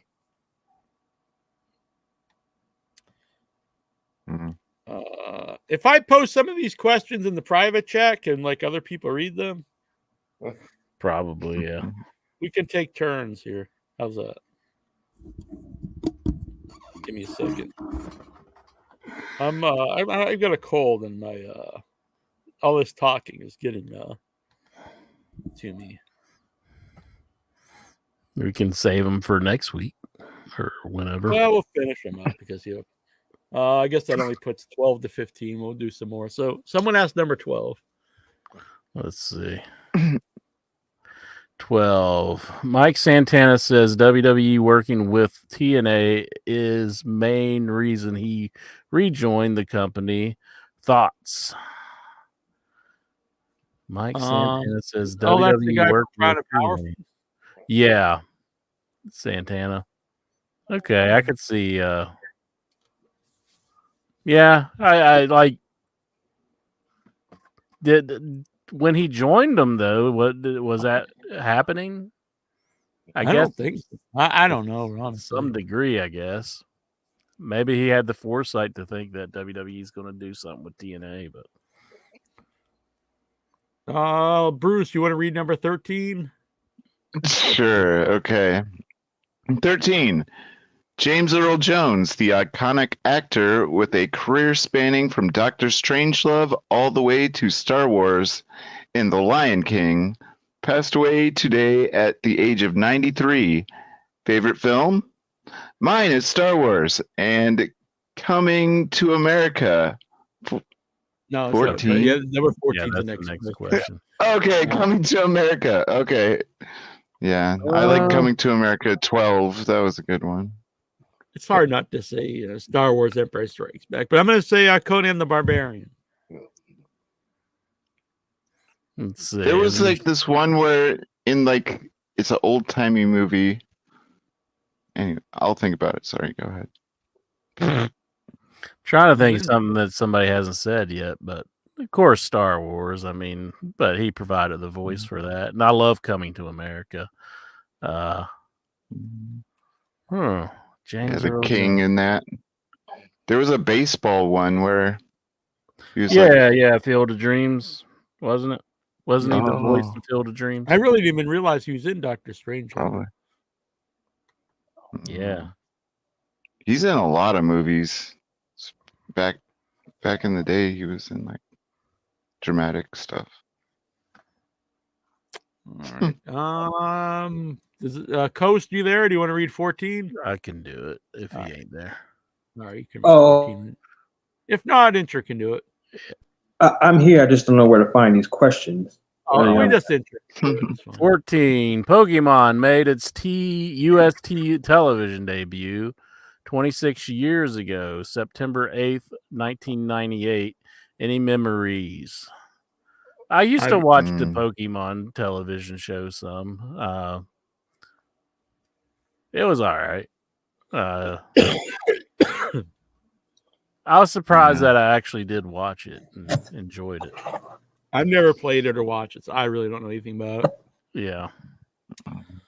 I'll do I was 15. graduated from high school. Yeah. So I didn't care about it. I'll do 15. Tony Khan just read Stephen P. News comments about Jim Ross. Khan wrote, "I'm shocked and appalled by these comments on legend Jim Ross, part of AEW's foundation, someone so important from the beginning of AEW and still right now today." Stephen P. New. Fuck Stephen P. News. I don't know what his comments Well, were. I don't know what his comments are. Yeah, no, yeah. Here, I'll post number 16. I just don't know his comments. So. I'm not familiar with his comments, but I'm sure it's nothing good regarding AEW. Matt Hardy on his return to WWE and AEW. So it's one of those things. If we ended up back at AEW to do something, yeah, we wouldn't be opposed to that, especially if it's something that sounded really, really good that we were very intrigued by. He said, then once again, WWE, there's still been some ongoing conversations with WWE. So, yeah, I mean, anything can happen in the extreme life of Matt Hardy. Thoughts? Oh my Fuck god. That Matt Hardy's Matt Hardy washed up. sucks. So washed up, and he's like been bad mouthing. Now he's like our base. I guess I guess WWE's not interested in him, so now he's like Bad mouthing WWE. He's so wishy-washy. He's like terrible. Like watch I his do not wanna- podcast. He's I don't want terrible. to see him back in AEW. He just sucks everywhere.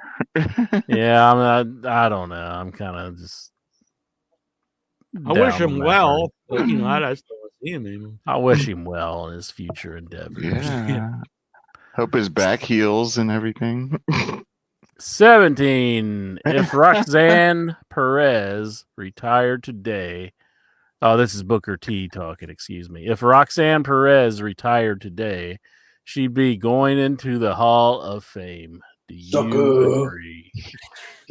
Who? Roxanne Perez? I don't even know who she is.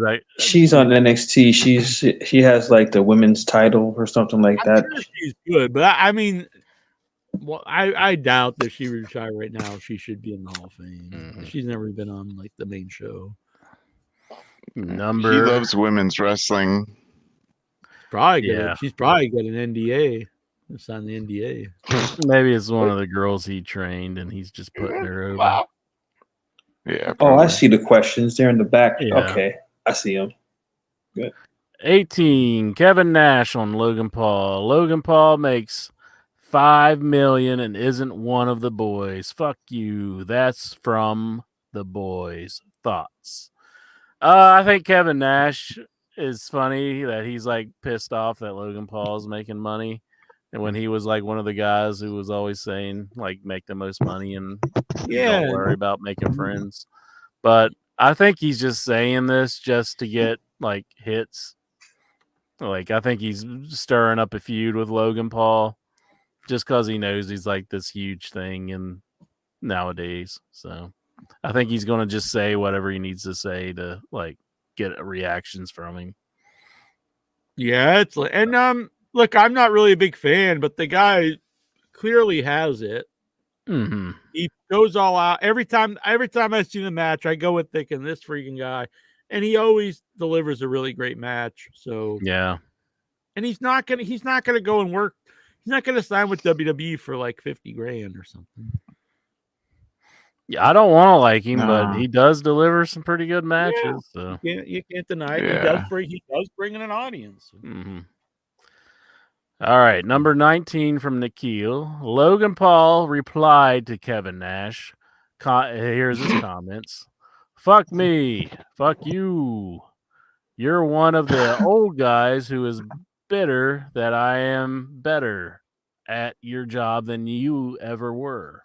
That makes you pathetic. This Hell will yeah. be my sport, and I will continue to make guys like you eat your words when I devote a little bit of time to it. Fuck me, fuck you. Thoughts. I think that's a good reply. Mm-hmm. I like that he's not backing down. It also is in character for him. Think he'd back down if Kevin Nash was there in person, or would he just he's kick an him old in the man knees? now. I mean, he's got Maybe those not. fused discs and those bad knees, so Well, this is a long one. I'll read it. I guess. Josh Alexander was asked about his upcoming contract expiration. I can't say I want to leave TNA. It's just I've never hit free agency. I've never been the belle of the ball. I've never seen what offers are out there from other companies. I signed my first contract with Impact Wrestling 6 years ago. He goes on to talk about, looking to see other options. But I think that's smart because, maybe he can get a bigger paying gig in AEW or WWE or re-sign with TNA for more money. So right now, everyone should look into, their options. I think TNA is going to be bought by WWE or something, or they've already worked a deal where they get people from TNA, because never seen this before where they work so hand in hand with the company. Unless they're on the upper hand of the deal. 21, ESPN names the most influential people in wrestling. Number 1, Nick Khan. Number 2, Triple H. Number 3, The Rock. Number 4, Tony Khan. Number 5, Logan Paul. Thoughts? Logan Paul. Yeah, Logan Paul. I mean, I'm not trying to trash a guy. That seems a very odd, bizarre choice for number 5. Mm-hmm.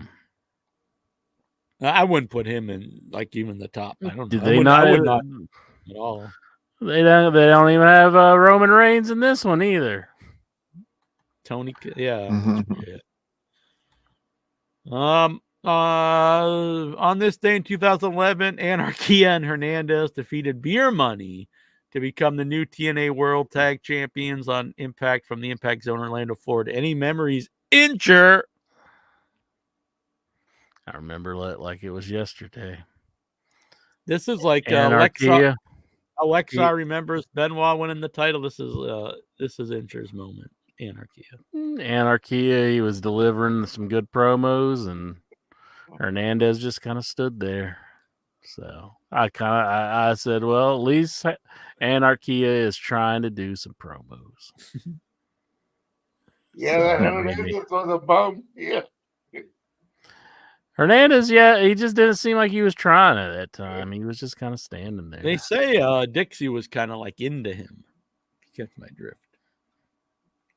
Oh. But in her defense, because she was a woman who owned the company, I do think that is kind of a go-to thing people would say about her. Oh, she must, like so-and-so. Kind of like when a gay guy is anywhere. It's like, oh, he's trying to hit on so-and-so. You know what I mean? Yeah. There could be some to it, but there might not be either. So who knows? 23. On this day in 2004, Kenzo Suzuki and Rene Dupree defeated Billy Kidman and Paul London to become the new WWE Tag Team Champions on SmackDown from the Tulsa Convention Center in Tulsa, Oklahoma. Any memories? Man, that was a bad team. Kenzo Suzuki and Rene Dupree. Yeah, I'm a big fan of Rene Dupree, but the Kenzo Suzuki was not good. When he first said Rene Dupree, I was thinking Rene Paquette. I do think Rene Dupree is a guy that really had a lot of talent and never made it, unfortunately. I don't know if it's him or the company or a combination of both. Yeah. Company just not liking him for whatever reason. His dad was a promoter. Yeah, and Bob Holly's the guy who messed with him. I think being so young in WWE at that time, it's going to be hard. Actually, all three of La Resistance, they had a reunion match about a year and a half, maybe 2 years. Yeah, it was one of those gymnasium matches, but it was pretty cool to see all three of them again. There were no holdouts. No one resisted. Yeah. They were. Yeah, On but- this day in 2010, TNA presented No Surrender. Some matches were, and any memories, AJ Styles defeated Tommy Dreamer in an I Quit match. I'm sure that was good. Nah, probably not very good, honestly. Yeah, no, not at that time. Jeff Jarrett and Samoa Joe defeated Kevin Nash and Sting by technical submission. What does that mean? Dirty. The Motor Technical City submission. Machine Guns defeated Generation Me. That's Young Bucks, right? Mhm. Yeah. Yeah. I bet that was really good. There you go. Maybe we'll see that again someday. They keep saying about them like popping up in NXT or AEW, but it's not happened yet. Mhm. Here's 24-incher. 24. On this day in 2008, WWE presented Unforgiven. Chris Jericho, replacing CM Punk, won the vacant World Heavyweight Championship in a scramble match. Any memories? None whatsoever. Does not ring a bell at all. Why did he replace CM Punk? I don't know. Was Punk hurt, or was that when Punk Maybe. left? Or I think he left a little bit later than that, didn't he? Oh well, it was vacant, so it must have been when he left. Didn't he leave that bit Was it? before he Yeah, actually left? 2008. That would have been it. I'm Okay, sorry, wow. Blue Light. That's crazy to think was gone that long. Yeah. I don't know what a scramble match was. They just have everybody in the ring, and whoever got the last win at Okay. the belt. They used to do a lot of that kind of stuff back in the day. Yeah. All right, we're getting down to the last couple here, Incher. The nitty gritty. A nitty gritty. Let's I'm see not where feeling we. so sorry about this. Yeah. Okay. 25. On this Yeah. day in 2007, TNA presented No Surrender. Matches included Adam Pac-Man Jones and Ron Killings defeating Sting and Kurt Angle to become the new TNA Pac-Man. tag champs. I saw that one. Jay I probably Lee- did too. I don't remember. I remember Pac-Man Jones It's being. bad. That's when he was allowed like to do in trouble. anything. His team wouldn't let Ron him do Killings, yeah, anything. did everything. Yeah. Remember Incher being a big Pac-Man Jones fan. No. He barely even I- talked. I didn't even know who he really was until like TNA started using him, but I guess he was he a football player or Yeah. He like Oh. beat his wife or something crazy. Yeah, they he even did brought him something in, crazy. like in the midst of all that, I think. It's Yeah. really weird. Yeah, they didn't care. because he was like tough. Like it seemed like they Yeah, they were Those wanted just trying publicity. to. Yeah. Those were different times. Yeah. And it wasn't even that long ago, it seems like. Jay Lethal defeated Kurt Angle to win back the X Division. Kurt Angle defeated how many was Kurt Angle all over the show? Kurt Angle defeated Back Abyss then. by submission to retain the TNA World Heavyweight Championship. Yeah, so he was in a Any tag. So Kurt Angle was in a match for the tag titles, Yeah. for the that's- X Division title, and for the heavyweight title. is No this a wonder he was typo? like all drugged up. Get Yeah, back really. in there, you with your broken neck. Yeah, Jesus, like just get there. Nah. Were they missing a few guys and they knew Kurt was so out of it? They just said, "Hey, you're up, Kurt," and he just kept going out. He's just like, "Okay." He was wrestling in a suit the whole time too. That's crazy part. I'd like No, to I'm see joking. Kurt back, like in a manager role or some, some kind of role like that. Oh I like yeah, Kurt Angle. Be good for Uh, that. And the he's last still question. funny online. Yeah, Yeah, oh, sorry. I didn't know what he did. What does he? What I didn't know he does anything really. He just makes like little like minute-long videos making jokes and stuff. He's funny. Last question. Did Incher play Red Dead Redemption 2? I've just completed it. I've not really played it. Like I would want to go back and play the first one, but I've not done that. It looks good. I just haven't played it, but I would like to play it. It looks really good.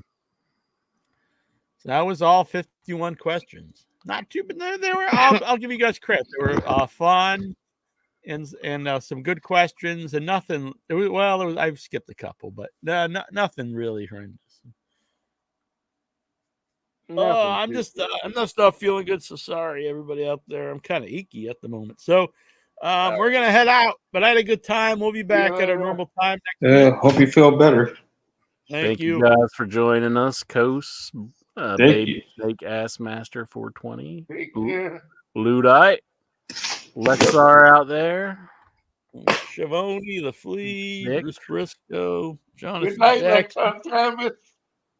I'll be on tomorrow, which I probably shouldn't be, but I'll be doing Without Your Head with my friends who made Psycho Ape 2, which I was the producer on. So it'll be me, Addison Bennett, Greg Delicio, the directors, Kansas Bowling, the star, and Bill Whedon, the co-star. So that'll be tomorrow night on Without Your Head, if you'd like to check that out. Probably I'll will be not there. be a long show, but it'll be a fun show. Jackie Jones, feel better, my man. Thank you. Thank you. I was feeling fine until about an hour ago. All right. Mm-hmm. Bye-bye. Bye-bye. I'm going to play the outro song, and then but we won't be back. Sometimes we come back after the outro, but I'm heading out of here. So after the outro's over, there will not be a little blip when we come back. All right. There we go. I gotta find it. There we go. Andre the Giant. Andre was big. Yeah, yeah, yeah. It was not small. No, no, no. Andre could drink and he could fight. Drink, drink, drink. And a fight, fight, fight. Andre was big. Yeah, yeah, yeah. It was not small. No, no, no. Andre could drink and he could fight. Drink, drink, drink. And a fight, fight, fight. Andre the Giant. Andre was big. Yeah, yeah, yeah. It was not small. No, no, no. Andre was great. He was not bad. A great big heart and a great big man. Andre was big. Yeah, yeah, yeah. It was not small. No, no, no. Andre could drink and he could fight. Drink, drink, drink.